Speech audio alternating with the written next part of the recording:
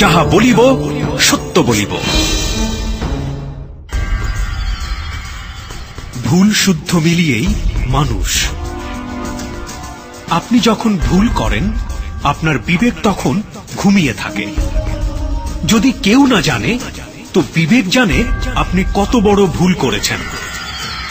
পরিবার, সমাজ, রাষ্ট্র আপনাকে শাস্তি না দিলেও বিবেক আপনাকে প্রতি মুহূর্তেই শাস্তি দিচ্ছে। তবে দাঁড়ান বিবেকের আদালতে, সত্য আপনার শক্তি হোক।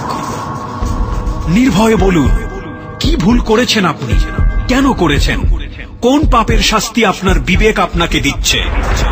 আপনার সত্য বলার সাহস হাজার হাজার ভুলের জন্ম থামিয়ে দেবে। সাহস আছে সত্য বলার? তবে আপনার জন্যেই যাহা বলিব সত্য বলিব।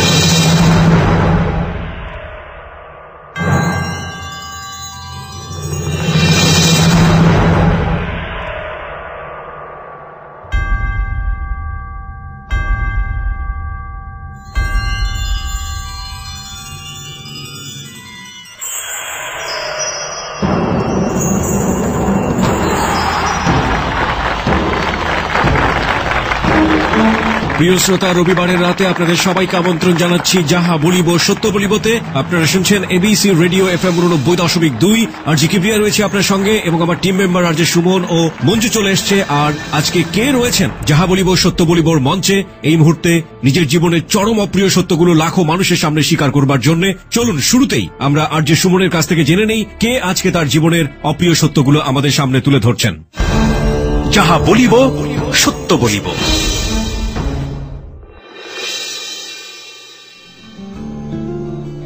আজ সত্যের আসনে বসে সত্যের মুখোমুখি হচ্ছে মিলন। চেহারায় বয়সের ছাপ এখনো তেমন ভাবে পড়েনি। ছোটবেলা থেকেই খেলাধুলা, বিশেষ করে ক্রিকেট খেলার প্রতি বেশ আগ্রহ তার। পরিবারের অত্যাধিক আদরেই কেটেছে ছোটবেলা। সমবয়সী অন্যান্য ছেলে মেয়েদের তুলনায় মিলনের চঞ্চলতার মাত্রা কিছুটা বেশি। তবে সে খুবই সাহসী মানুষ। নিজের ভালো দিকগুলো নিয়ে কথা বলতে মিলন খুবই লজ্জা পান। নিজেকে খুবই সামান্য মানুষ হিসেবে ভাবতে ভালোবাসেন।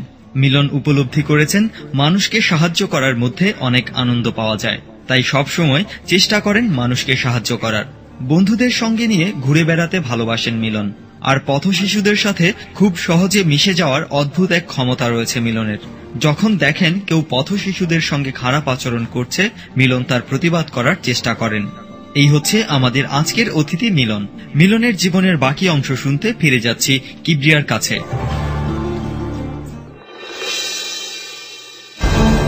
যাহা বলিব সত্য বলিব।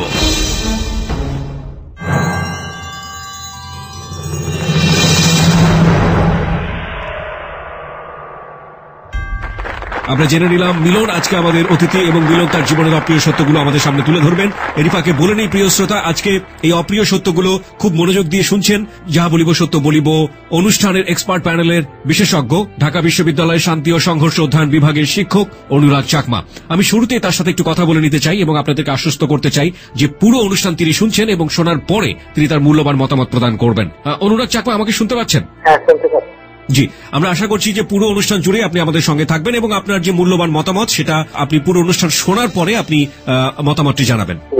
অনেক ধন্যবাদ আপনাকে। করতে চাই আজকের যাহা বলিব সত্য বলিব।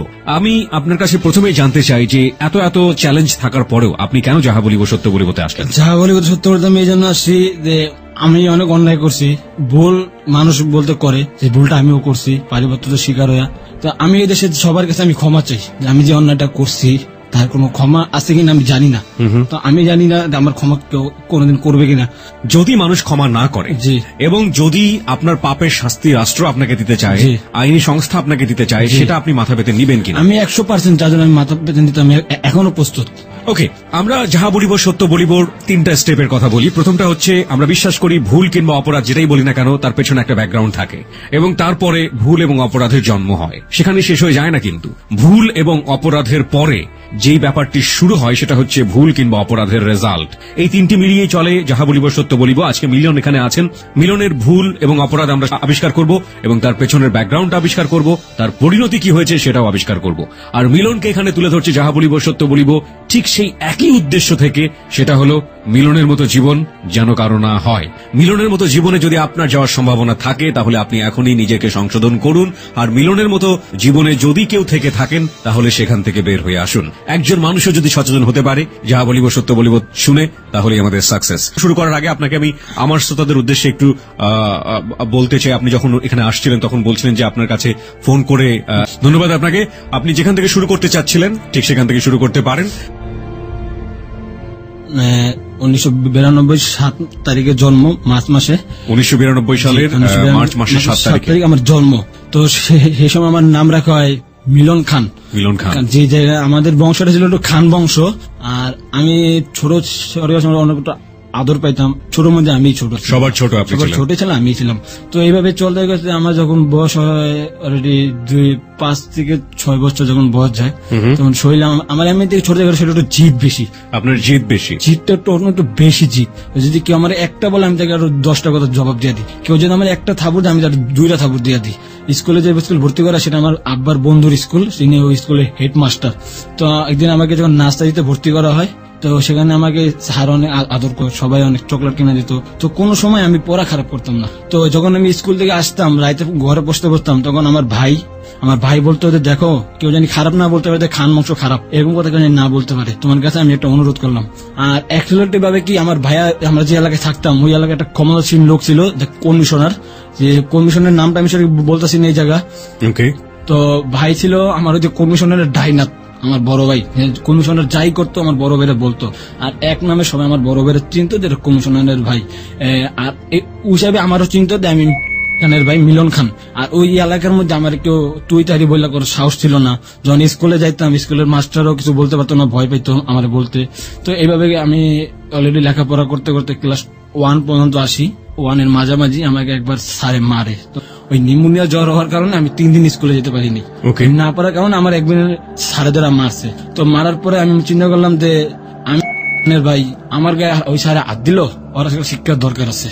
তো বন্ধুদের সাথে মিটিং করলাম, বন্ধু এমন এমন করতে হয়, যাদের সাথে আমি লেখাপড়া। কোন ক্লাসে পড়েন তখন আপনি? ক্লাস 1 এ পড়ি। ক্লাস 1 এ পড়েন? জি।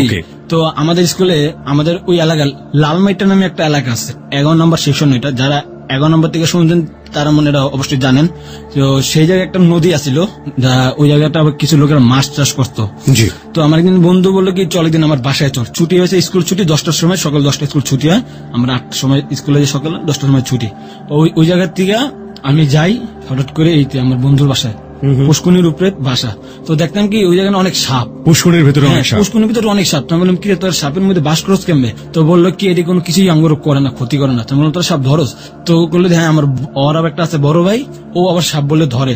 তো চিন্তা মনে মনে কইতাছি যে আমাদের স্যারের আমার মারছে, একটা শিক্ষা দেওয়া যাইবো। তো বললাম তোর ভাইরা কইছে আমার সাপ ধরে দিতে। তো আমি বললাম সাপ তোর কেমন ধরস? কি ইলিশ মাছ দিয়া, ইলিশ মাছের কাটা বা ইলিশ মাছটা যে মাছটা খায় ওই মাছটা দেওয়া, বলে বকশি লাগে সাপ ধরে। তো আমি বললাম ঠিক আছে, কালকে সকালবেলা আমি সাপ জানি পাই। তো বললো এটা কোনো ব্যাপার না, তুই যা, তুই সকালবেলা স্কুলে ঢুকার আগে সাপ নিয়ে ঢুকবি। একটা কথা বলে রাখা ভালো, স্কুলে যেসব ম্যাডাম আমার বেশি আদর করতো, ভালোবাসতো, তার জন্য আমি খাওয়ান নিয়ে যেতাম। আমার বাসায় জানতো, বিরিয়ানি রানতো, বাক্স রানতো, তো ওগুলো আমি নিয়ে দিতাম স্যার ঘরে, স্যারেরা খাইতো, অনেক খুশি হইতো। তো ওই কাজটা আমি একইভাবে কাজটা করছি। বড় একটা টিফিন বক্সের মধ্যে আমি সাপটারে ভরি। তো ভরার পরে স্যারে বললাম যে স্যার, আম্মা না আপনার জন্য বিরিয়ানি পাঠাইছে। স্যার তো জানে আমরা বিরিয়ানি খাই।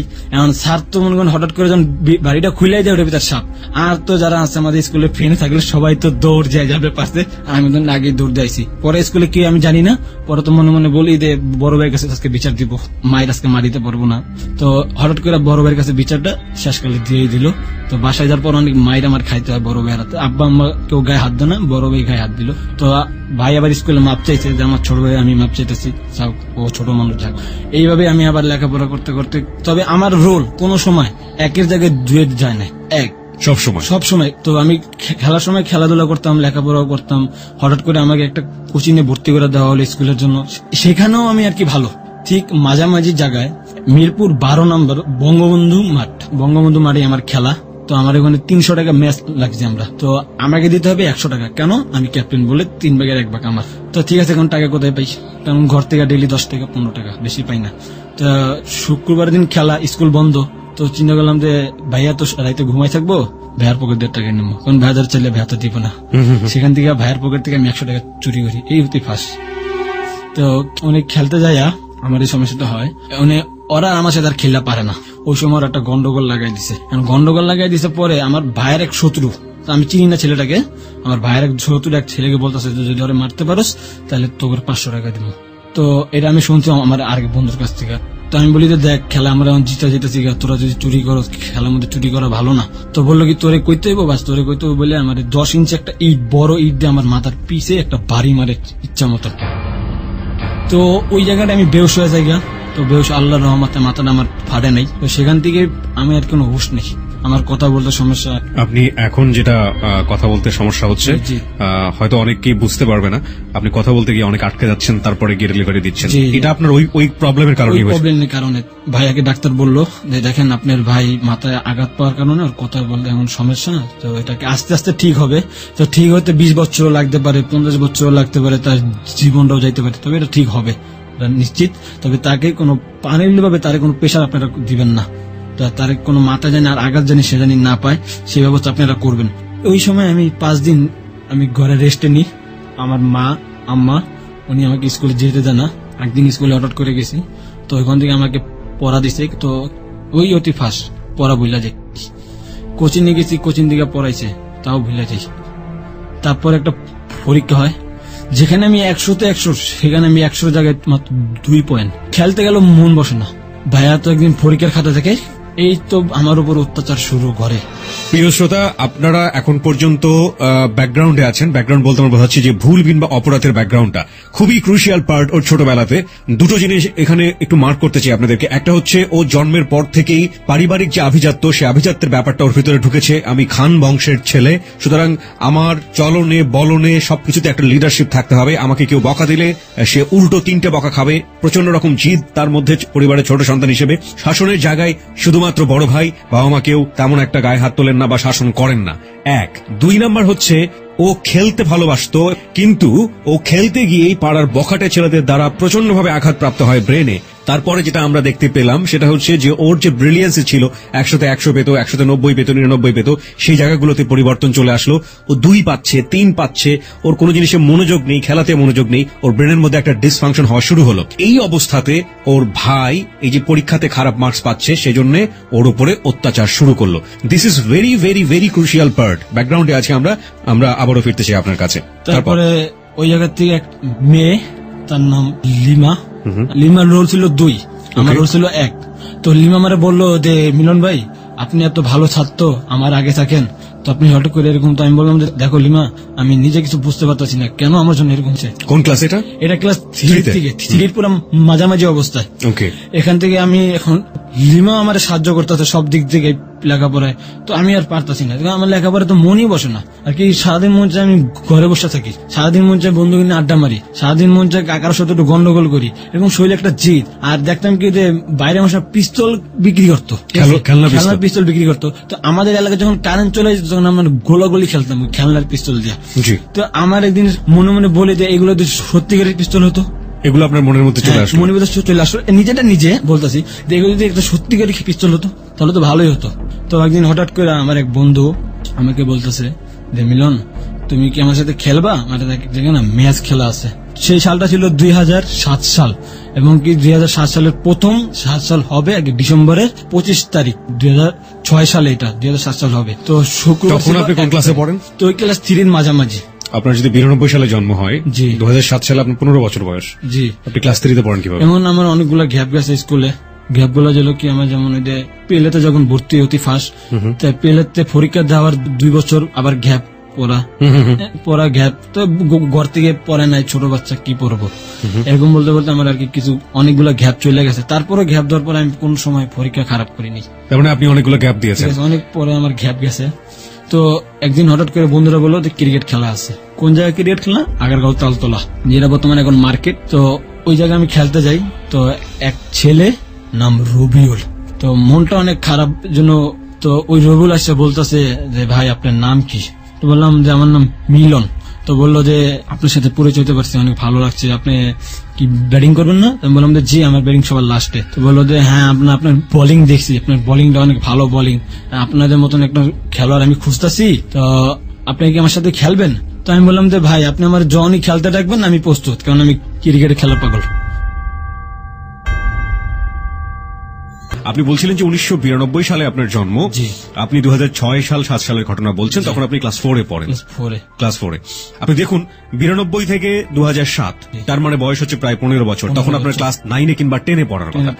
6 বছরের গ্যাপ। 6 বছরের গ্যাপটা আপনি আমাদের হিসেব করে বোঝাবেন কখন কখন গ্যাপ হয়েছে? গ্যাপটা আমি যখন বয়স আমার 7 থেকে 6 বছর, তখন আমি ক্লাস প্লেতে উঠি। 6 থেকে 7 বছর আপনাকে প্লেতে দেওয়া হয়? প্লেতে দেওয়া হয়। Okay. অতি আর কি সবার নিচে যে ক্লাসটা, জি, প্লে, নার্সারি, তারপরে কেজি এগুলো আছে। জি, ওই জায়গায় আমার সবার থেকে নিচে দেওয়া হয়, এবং কি ওই জায়গায় আমি পড়া ভালো করি। আর স্কুলে ক্লাসের মধ্যে আমি সবার বড়, ওই ক্লাসটার মধ্যে। ওকে, ঠিক আছে, আমি বড়। এখন যারা গার্জিয়ান, যারা যেসব ছেলেবেলে পরে গার্জিয়ান দেখলে আমার দেখলে হাসাহাসি করতো, তো আমি বলতাম যে যাগো মুখ আছে তার হাসুক, আমার কি, আমার পড়ার কাম আমি পড়ি। তারপর ওই জায়গার থেকে আমার পড়া শেষ, 1 বছর পড়া শেষ হলো। সেখান থেকে শেষ হওয়ার পরে আমার 2 বছর আবার গ্যাপ। 2 বছর গ্যাপ কেন দিলেন? গ্যাপ দিয়ে এটা আমি দিনে আমার পরিবার থেকে গ্যাপ দেওয়া হয়েছে। কেন গ্যাপ দেওয়ার যে এটা আমার ভাইয়ের যে ভিতরে কথা তা বলতে পারছি না, তো ভাই বলতেছে ভাই ছোট, দরকার নেই পড়ানোর, পরে পড়ামো। 1 বছর ক্লাস ভালো করছে, আর আগামী বছর পড়ামো। এরকম 2 বছর যখন গেছে, তখন আমার ঘরে চিল্লাচিল্লি শুরু যে এই ছেলের জলদি স্কুলে ভর্তি করো। পরে আবার আমার চিল্লাচিল্লির জন্য ভাই আবার আমার ভর্তি করলো নার্সারিতে। প্লের পরে 2 বছর পরে নার্সারিতে। ওকে, তারপর এখন কি ওই জায়গাও আমি ক্লাস সবার বড়, এবং কি ওই জায়গা থেকে আমি রোল 1। আচ্ছা, এই যে আপনি বড়, সবাই হাসি ঠাট্টা করতো না, টিটকারি করতো না? টিটকারিটা স্কুলে কেউ করতো না, তো এরা আমাদের যারা টিচার তিনি জানতো যে আমার ভাইয়ের সম্পর্কে সবকিছু জানে। তবে যারা আসতো, যে গার্জিয়ান, ছেলেবেলে গার্জিয়ান গুলো আসতো, তারাও সময় টিটকারি করতো, মজা করতো। তো বলতো তোমার কি ব্রেন্ডের সমস্যা নাকি? আমি বললাম যে আপনার মনে ব্রেন্ডের সমস্যা। তো একদিন একটা ছেলে আমার বলছিল, ওই ছেলেটা ক্লাস 4 এ পড়ে, কয় এত বড় পোলা আঙ্গুলাকে পড়ার কথা, পরে আঙ্গুল কেজিতে। এইগুলো আমার সব থেকে বেশি খারাপ লাগতো। এবং ওই ছেলে যখনই আমার বলছে এই কথাটা, তখন আমি সাথে সাথে ওর কলার ধরে একটা ঘুষি মেরা বসি। This are really pathetic. এবং এটাও আরেকটা ব্যাকগ্রাউন্ড। একটু আগে আমরা ব্যাকগ্রাউন্ডের কথা বলছিলাম। আমরা একটা SMS পোলের মুখোমুখি হতে চাই। খুবই ভয়াবহ একটা লাইফ স্টোরির মধ্য দিয়ে আজকে জেবিএসবি টাইম পাস করবে। প্রিয় শ্রোতা, যারা মেন্টালি প্রিপেয়ার আছেন টাইমগুলোকে মোকাবেলা করবার জন্য, তাদের সবাইকে বলছি আপনাদের মেন্টাল বিলিভের জায়গাটা আমরা একটু টেস্ট করতে চাই। মিলন এখন পর্যন্ত যতটুকু বলেছে ওর ছোটবেলাতে এবং ওর 15 বছরের জীবনের যে ছোট ছোট যে গল্পগুলো, সেই গল্পগুলোতে আপনি যে অসঙ্গতিগুলো খুঁজে পেয়েছেন, সেগুলো কতটুকু আপনার কাছে বিশ্বাসযোগ্য মনে হয়েছে আমরা একটু টেস্ট করতে চাই। আপনি যদি মনে করেন ও যা বলছে তা সত্য, তাহলে আপনি আপনার সেলফোনে লিখবেন ইয়েস। আর আপনি যদি মনে করেন ও যা বলছে তা সত্য নয়, তাহলে লিখবেন নো। লিখে পাঠিয়ে দেবেন চট জলদি 2221 নম্বরে। আমি আবারও বলছি 2221 নম্বরে। একটু পরেই আমরা SMS পোলের রেজাল্ট জানিয়ে দেবো। SMS পোল নিয়ে কাজ করছে আর যে সুমন এবং সাউন্ড এডিটর মঞ্জু। ঠিক আছে, তারপরে আমি মোটামুটি বুঝে গিয়েছি যে আপনার গ্যাপের পেছনের কারণটা কি। আপনি খেলার জায়গাটাতে ছিলেন। তারপর ওই খেলার জায়গা থেকে আমি খেলতেছি, স্কুলে যাচ্ছি, সবকিছু চলছে। তো এরকম ভাবে ওই যে রবিউল, যার নাম আমি আগে বলছি, তো রবিউল আমাকে বললো যে ভাই আমাদের সাথে খেলবেন? তো আমি বললাম যে ভাই আপনি যদি আমাদের সারাদিন যদি না খাওয়া রাখেন, তাও যদি কোন খেলতে আমি তাতে এক পায়ে রাজি। কবে আপনার যেমন খেলার তো আমার একটা দরকার। তা আমি বললাম কেন? বলে আমাদের একটা টিম আছে খেলার, সেই টিমটা একটা বড় টিম আমরা করতে চাই, যা এই মিরপুরের মধ্যে নাম করার টিম হতে হবে। তো ঠিক আছে, আপনি যখন ডাকবেন আমাকে পাবেন। তো বললো আপনার কোনো মোবাইল নাম্বার? তো আমি বললাম আমার নিজের মোবাইল নাম্বার নাই, আমার বড় ভাইয়ের মোবাইল নাম্বার আছে। আর আমি জানি যে আমার ভাই 10টার পরে বাইরে থাকে না, রাত 10টার পরে সে আর বাইরে থাকে না। তার যতই কাজ কাম থাকুক, সে রাত 10টার আগে বাসায় আসবেই। তো আমি তাকে এটাও বলে দিছি যে দেখেন আমার ভাই কিন্তু রাত 10টার পর বাসায় আসে। তো ওই রবিউল একদিন আমাকে ডাকলো যে আমার বড় ভাইয়ের মোবাইলে রাত 10টার দিকে ফোন করে। তো বললো শোনো, আজকে তো বৃহস্পতিবার, কালকে শুক্রবার, তোমার কি স্কুল ছুটি? আমি বললাম যে হ্যাঁ। তো বললো ঠিক আছে, শুক্রবারে একটা খেলা আছে, যদি খেলবা তুমি? তো আমি বললাম আমি তো এক পায়ে রাজি। রবিউল আমাকে বলছে। তো রবিউল আমার বয়সে 2 থেকে 3 বছরের বড় হবে, আমার যেটা ধারণা। ওকে, তাকে বললাম যে মোবাইলে বললাম যে ভাই আপনার কি কিছু লাগবে কিনা, ব্যাট অথবা বল, স্টাম্প, আমার কাছে সবই আছে। তো বললো যে না কিছুই লাগবে না, আপনার শুধু খালি হাতে আইসা পড়বেন, তবে যে জুতাটা পরবেন জুতা তবে জুতা। ওকে, আর বললো যে আপনাকে একটা কালো গেঞ্জি এবং কালো প্যান্ট পরতে হবে বা কালো শার্ট, তো সবকিছু কালো হতে হবে। আমি বললাম যে ঠিক আছে আমি আসবো। আমি বললাম তো কোন জায়গায় আসতে হবে? তো বললো যে আগারগাঁও তালতলা আমাদের মাঠে আসো। তো বললাম ঠিক আছে। তো মাঠে যা দেখি 2 জন আছে মাত্র, আর আমি একজন, মাত্র 3 জন। তো কজন খেলবে? 12 জন খেলবে। তো আমরা এখানে আছি মাত্র 3 জন। ওই জায়গা থেকে আরো একটা বড় গাড়ি নিয়ে আসছে, গাড়ি নিয়ে ওই জায়গায় আসছে। সর্বমোট আমরা ওই জায়গা থেকে 11 জন, ওই ওর গাড়িতে লই, আর গাড়ির ড্রাইভার ও আমি সবাই মিলে 11 জন। তো আমি বললাম যাচ্ছে রবিউল, লোক খেলবে মাত্র 12 জন, আমরা তো এই জায়গায় 11 জন, আর একজন কই? আরেকজন আছে গাবতলি, চল আমরা গাড়িতে খেলাই মারে না? বললো যে খেলাই মারে না, খেলা আছে গাজীপুর। তো গাড়ি সেখান থেকে ঘুরাইয়া আগাগোতাল ঘুরে গাড়ি নিয়ে গেছে সোজা গাবতলি। গাবতলি নিয়ে আমি দেখতেছি যে গাড়িতে কোনো ব্যাটও নেই, কোনো বলও নেই, কোনো স্টাম্পও নেই। তো তো আমি বললাম ওরা কি দিয়ে খেলবো, আমার নিজের ভিতরে নিজে প্রশ্ন করতেছি ওরা কিভাবে খেলবো। সেখান থেকে আমার তো মাথা তো আমার সমস্যা আগের থেকেই, তো আমার মাথার এরকম চক্কর খেয়ে উঠছে, মাথা ঘুরনি উঠছে। তো আমি বললাম যে আমার তো মাথায় পানি দেওয়া দরকার। তো বলে যে ঠিক আছে তোমার মাথা ঘুরে তোমার মাথায় পানি দেয়, কারণ ওরা জানে না যে আমার মাথায় মেডেলের সমস্যা, যে আঘাতটা আমি পাইছিলাম। তো আমি মাথায় পানি দেওয়ার পর আমার ঘূর্ণিটা চলে যায়। তো গাবতলি থেকে এক ছেলে ওঠে, যা আমরা স্কুলের ব্যাগ আমরা যেটা ব্যবহার করি স্কুলে নেওয়ার সময় ব্যাগে নিয়ে আসে, সেই ব্যাগ নিয়ে ওই ভিতরে ওঠে। তো আমি সে ভাবছি মনে হয় সেখানে কোনো রুটি হবে, রুটি খেলার সময় খাবে, পানির বোতল হবে, এবং ওরাতে আমি একটা পানির বোতলও দেখছিলাম ওই ছেলের হাতে। সে এখান থেকে উঠছে গাড়িতে ওরার যখন কি গাড়িটা যখন মোহাম্মদপুর পর্যন্ত গাড়িটা নিছে, সেই সময় বলতেছে যে গাড়ির যত গ্লাস আছে গ্লাসগুলো সব লাগাই দাও। ওই যে রবিউল ওই বলতেছে। কি গাড়ি ছিল ওটা? ওটা ছিল এক ধরনের বড় গাড়ি আছে না, প্রাইভেট গাড়ি, বড় গাড়ি, যে 12 জন 15 জন মতো বসতে পারে গাড়িগুলা, বড় গাড়িগুলাতে আমাকে বসানো হয়েছে। তো আমি, রবিউল আর ড্রাইভার আমরা 3 জন বসে সামনের সিটে, আর বাকি যে আছে 9 জন ওরা সবাই বসে পিছের সিটে। এখন ওর পিছের সিটে যার সিট নিয়ে সে বসে পড়ছে। তো যখন মোহাম্মদপুর ছাড়াই গেছে তখন ওই জায়গা থেকে আমাকে রবিউল বলতেছে যে ছেলেটা ব্যাগ নিয়ে গাড়ির ভিতরে উঠছে। তখন বলতেছে দেখি মাল আনছস? এমএ বললো। তো কইলো হ্যাঁ মাল আনছি। তো কইলো কয় পিস আনছস? তো কইলো মাল আনছি 12 পিস। কয়েক গাড়িতে 12 জন, মাল 12 পিস। তো বললো ম্যাগনেট কয়টা? তো আমার তো ওই জায়গায় মাথা টুস, ম্যাগনেট কয়টা মানে আমার কি মালের কথা কবে করতেছে, নিজের ভিতর নিজের প্রশ্ন। হঠাৎ করে আমি যেটা দেখতে পারলাম যে গাড়িতে ফুল পরে এসি চলতেছে, সেখান থেকে আমার শরীরে সম্পূর্ণ ঘাম ভায়া পড়তেছে ওদের জিনিসগুলো দেখে।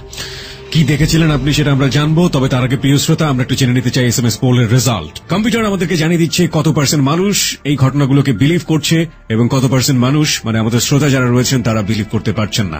আমরা কম্পিউটারের কাছে যাচ্ছি, কম্পিউটার এখন আমাদেরকে জানিয়ে দেবে।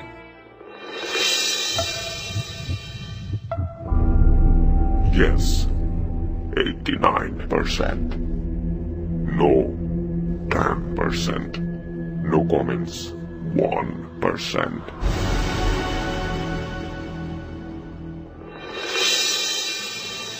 কম্পিউটার আমাদেরকে জানিয়ে দিল 89% লোকজন বলছে ইয়েস, 89% প্রিয় শ্রোতা, এবং 10% বলছে নো। তার মানে বুঝতেই পাচ্ছেন নো কমেন্টস হচ্ছে 1%। এবং প্রিয় শ্রোতা আপনাদের সবাইকে বলছি, ঠিক জানি না আমরা কি দেখলেন আপনি, আমাদেরও খুব আগ্রহ হচ্ছে শোনার জন্য। So one kind of thrilling something, কি দেখলেন সেখান থেকে শুরু করুন। সেখান থেকে ও ব্যাগটা খুললো, ব্যাগটা খোলার পরে 12টা অস্ত্র বাই করলো, 5.6 12টা অস্ত্র। 12টা অস্ত্র, পিস্তল যাকে আমরা বলি, 12টা অস্ত্র। সেটাকে ওরা বলে বুলেট, ওদের পাসওয়ার্ড সেটার নাম বুলেট, কেউ বলে ম্যাগলেট, যার কাছে যেটা পছন্দ তো সেটা বলে, কেউ বলে গানও বলে। তো সেটা আমি দেখি, এখন দেখার পর সাথে সাথে আমার শরীর থেকে ঘাম ভায়া পড়তেছে। তো আমার আম্মা আমার বড় ভাইকে বলতো যে বাবা তুই এত বড় বড় লোকের সাথে চলিস, তোর যদি কোনো ক্ষতি হয়ে যায় তোর মানুষ ডেকে নিয়ে মেরা লিব। তো ওই সময়টা না আমি আমার নিজেরে ফিল করতেছি। আম্মা ভাইয়াকে বলতো এখন তো আমারই একই অবস্থা, তারা আমার মেরা লিব। এখন কোন জায়গায় নিয়ে যেতেছে ওরা শুধু বলছে গাজীপুর, আসলে ওটা গাজীপুর কি আমার কি নিতেছে, ওই যে ছেলেটাতে ব্যাগ ও সবাই একটা একটা করে দিতেছে। এবং কি রবিউল বললো যে সামনে তো 3টা। তো বললো ভাই সামনে 3টা কেন, আপনার তো 2 জন, কয়ে আমার একটা ভাই, ও আমার ওই জায়গায় পরিচয় দিচ্ছে ভাই হিসাবে। তো রবিউল বলতেছে যে বিলল তোর শরীরে তো ঘাম কেন, কয় এসির পাওয়ার কি আরো বাড়াইতে হইব। তো ড্রাইভার বলতেছে এসির পাওয়ার তো পুরো ফুল। তো আমি শুধু ঘাম মুছতেই আছি, মানে ঘাম আমার শেষ হইতেছে না। আমার ওই সময়টা মাথায় আর কোনো কাজ করতেছে না, আমি কি করতেছি। হঠাৎ করে ও কি করছে, অস্ত্রটা আমার হাতে দিয়ে দিছে। সেখান থেকে আমি আর কিছু আমার কি আর কোনো সেজমেন্ট নাই যে আমি কি করতেছি না করতেছি। তো হঠাৎ করে ওরা এক জায়গায় গাড়ি নিয়ে থামাইছে, থামানোর পরে একটা বাসার ভিতর ঢুকছে, ঢুকার পরে গলির ভিতর থেকে ওরা ঢুকছে পায়ে হাইটটা, গাড়ির একটা বড় রাস্তায় রাখছে, এমনকি যে ড্রাইভার ছিল সেও আমাদের সাথে গেছে। তখন আপনি ওকে প্রশ্ন করেননি যখন আপনার ক্রিকেটের, আপনি তো মোটামুটি পরিষ্কার হয়ে গেছেন যে খেলা এটা না, তখন আপনি ওকে জিজ্ঞেস করেননি যে কোথায় যাচ্ছ, কি অবস্থা, কিচ্ছু করেননি? কিচ্ছু জিজ্ঞেস করিনি, কারণ কি ওই সময় আমার নিজের কাছে নিজের ভয় লাগতেছে যে তারা মনে আমার নিয়ে মনে মারবো, সেরকম ভয় আমার নিজের ভিতরে কাজ করতেছে। তো আসলে আমি যেটা যার পর যেটা, এবং এর আগে রবিউল খানকে আপনি ডিটেল জানতেন না, কোথায় থাকে কি করে, কিচ্ছু জানতেন না, শুধুমাত্র আপনি খেলা পছন্দ করেন বলেই পাগলের মতো তার পিছনে গেছেন। যা তার পিছনে গেছে, এবং সে আমার বলছে আমাদের যে খেলা ম্যাচ, বড় বড় ম্যাচ, পরে সে একটা গলির ভিতর ঢুকলো, রবিউল আগে, আমি তার পিছে, কারণ আমার হাতে মাত্র একটা পিস্তল কেমন চালাই, গান কেমন চালাই, আমি নিজেও চালাতে পারি না সেগুলো। আমি জীবনে চোখ দিয়ে দেখছি খালি প্লাস্টিক, যেটাকে আমরা 50 টাকা 60 টাকা 10 টাকা আমরা কিনি। তো রবিউল গেল একটা চেয়ার দিয়েছে রবিউলের শুধু বসার জন্য, শুধু রবিউলই বসতে পারবে। কে দিয়েছে চেয়ার? দিয়েছে ওই যার কাছে গেছে এক লোকের কাছে, ওই লোকে দিয়েছে তাদেরকে ওরে বসার জন্য।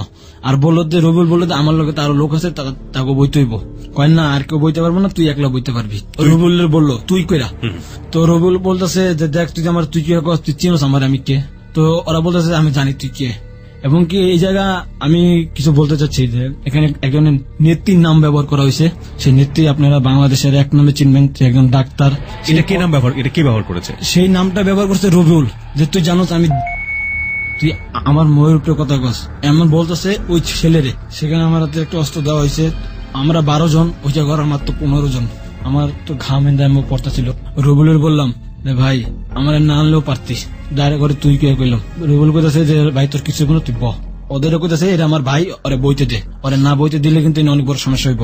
এবার ওরা একটা চেয়ার দিছে, ভাঙা চেয়ার, বললো ভাঙা চেয়ারে বইতে পারলে বল, না বইতে পারলে না জায়গা। তো রবিউল পরে ভাঙা চেয়ারে বইছে, আমারে ভালো চেয়ারটা বসে দিয়েছে রবিউলই। তো রবিউল এক ধরনের মাপ এরিয়া করতেছে যে তোরা আমাকে এরিয়া ঢুকবি না, ওই জায়গায় কোনো কিছু করবি না, আমরা তো এরিয়া ঢুকুম না। এরকম ভাবে বলতে বলতে এক কথা দুই কথা ওদের মধ্যে একটা কথা কাটাকাটি লাগে। ওরা রাজি না, ওরা বলতেছে আমরা যে না যেমন তাই করবো, তোরা কিছু করতে পারবি না আঙ্গুরে।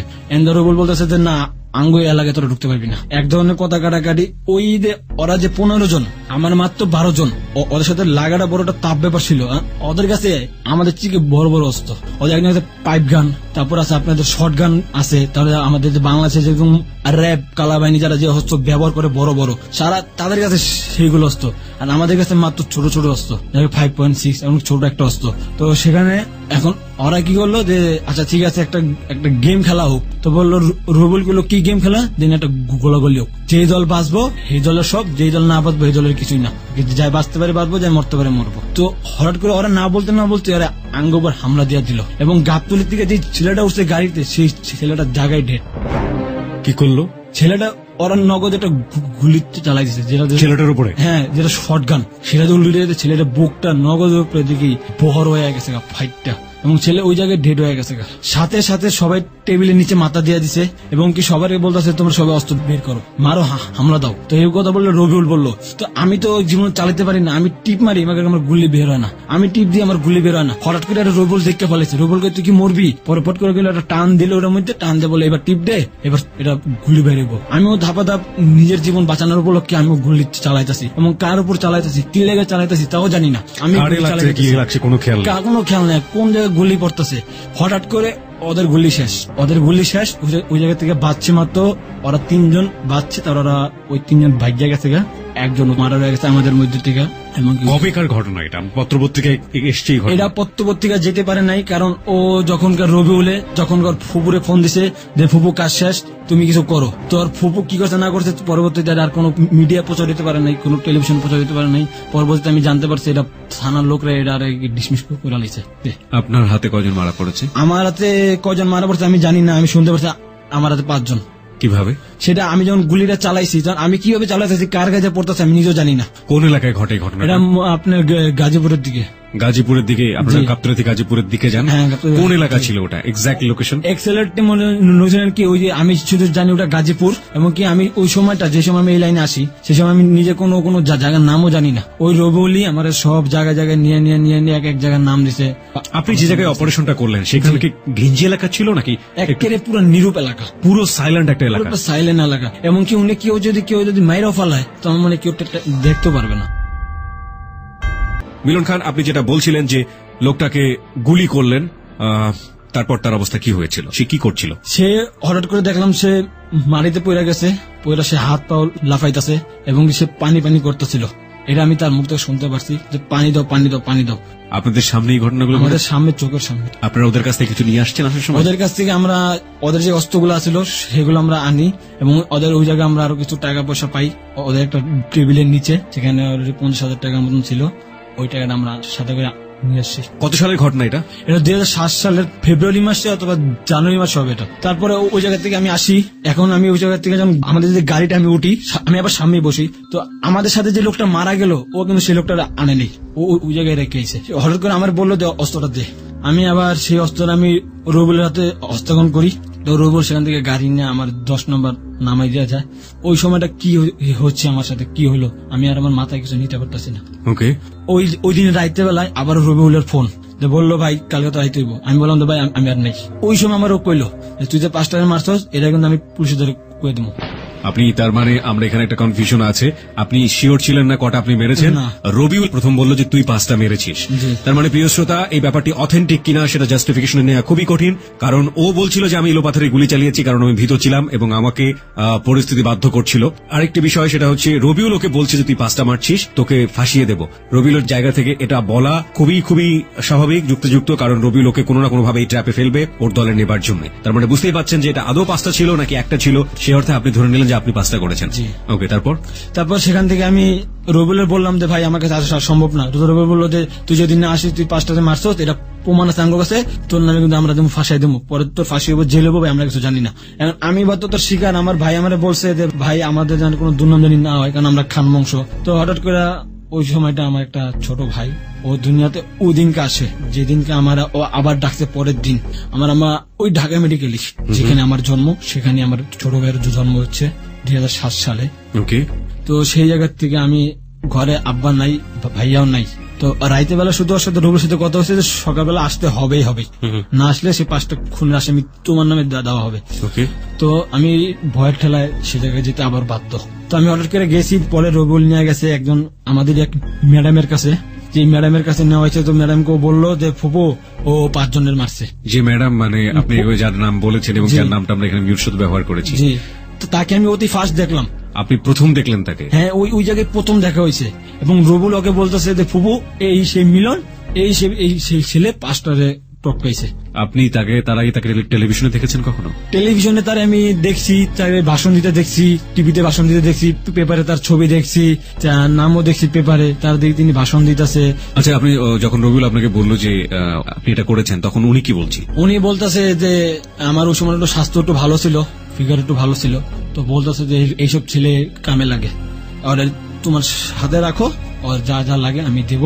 তো রবিউল বলতেছে যে ফুবু আর কিছু দিয়ে দেন, ছেলেটা নতুন আসছে, তো কিছু না দিলে কেমনে হয়। তো ওই জায়গায় অতি ফাঁস আমি প্রথম আমার জীবনে সে প্রথম আমি ওই জায়গা থেকে 2 লাখ টাকা পাইছি। আপনাকে 2 লাখ টাকা দিল সে? হ্যাঁ, অতি ফাঁস ওই জায়গা প্রথম। এবং কি সে দেওয়ার আগে বলে দিয়েছে যে আরো একটা ছোট একটা কাজ আছে। সেই ছোট কাজটা কি ছিল, ওই যে 3জন জীবিত গেছে পালায় গেছে সেই 3জন আছে সাক্ষী। সে বললো ওই যে 3জন সাক্ষী রয়ে গেছে, তোমরা ভুল করছো, ওই 3জনের তোমরা মারতে হইব। গল্পপুরীর কাহিনী শুনছি মনে হচ্ছে আমার কাছে, বিশ্বাসযোগ্যতার লেভেলটা খুবই দোলাচলে আছে। কিন্তু প্রিয় শ্রোতা, আমরা কন্টিনিউ করতে চাই এই কারণে যে প্রথমে যখন আমার অবিশ্বাস মনে হচ্ছিল যে 15 বছর বয়সে সে কিভাবে ক্লাস 4-এ পড়তে পারে। Nothing is impossible in life, সেটার একটা ভালো ডায়াগ্রাম কিন্তু আমরা বের করে নিয়ে আসতে পেরেছি। আজকে যে নামটা এখানে ব্যবহার করছে এখানে সে নামটা আমরা এখানে জেবিএসবিতে দিব না, এবং এটা নিয়ে অনেকেই বিরূপ প্রতিক্রিয়া পোষণ করছেন ফেসবুকে। তাদের উদ্দেশ্যে আমরা বলতে চাই, যাহা বলিব, হ্যালো 8920 কিংবা আমরা যদি বলি হৃদয় নার্সিং হোম, এই শোগুলো one kind of reality show, যেখানে আমরা বলতে পারি যে এটা কিন্তু তথ্যভিত্তিক রিপোর্টিং কোনো শো না। এখানে যিনি এসে তার জীবনের যে অপ্রিয় সত্যগুলো বলুন বা জীবনের গল্প বলুন বা প্রবলেমগুলো বলুন, সেগুলো বলছেন ওয়ান সাইডেড স্টোরি, তার জায়গা থেকে তিনি এটা বলছেন। রিপোর্টিং অ্যাঙ্গেল থেকে যেটা করা হয় সংবাদ ভিত্তিক, সেই ধরনের কাজ কিন্তু এই শোগুলোতে হয় না। সুতরাং সেই জায়গাটা থেকে সেই নামগুলো এখানে উচ্চারণ হওয়া মানে হচ্ছে সেই ব্যক্তির পার্সোনালিটি কিংবা তাকে একটা প্রশ্নের মুখে ফেলে দেওয়া সোসাইটিতে, যেটা আমাদের শো থেকে করা কোনোভাবেই সম্ভব নয়।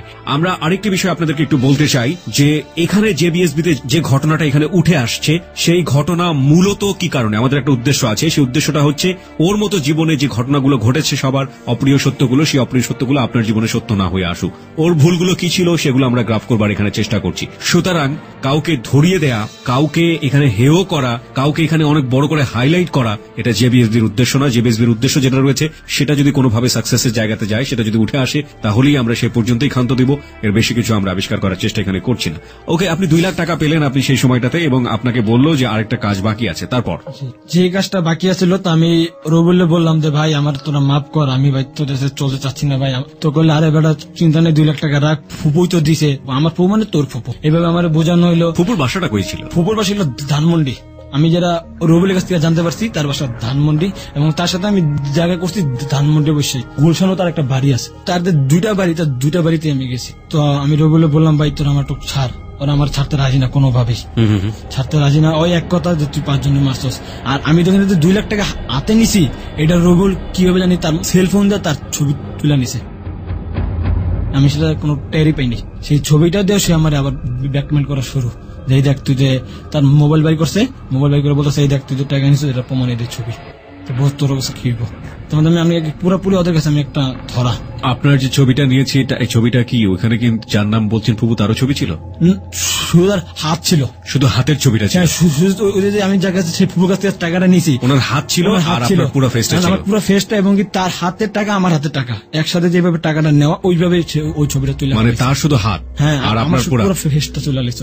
ওকে, তারপর সেখান থেকে তো রবিউল বলতেছে যে দেখ তুই যা করে মারছস, এরাও কিন্তু লোক ভালো না, এরাও চান্দাবাজি করে বেড়ায়, এই জন্য তাদেরকে আমরা মারছি।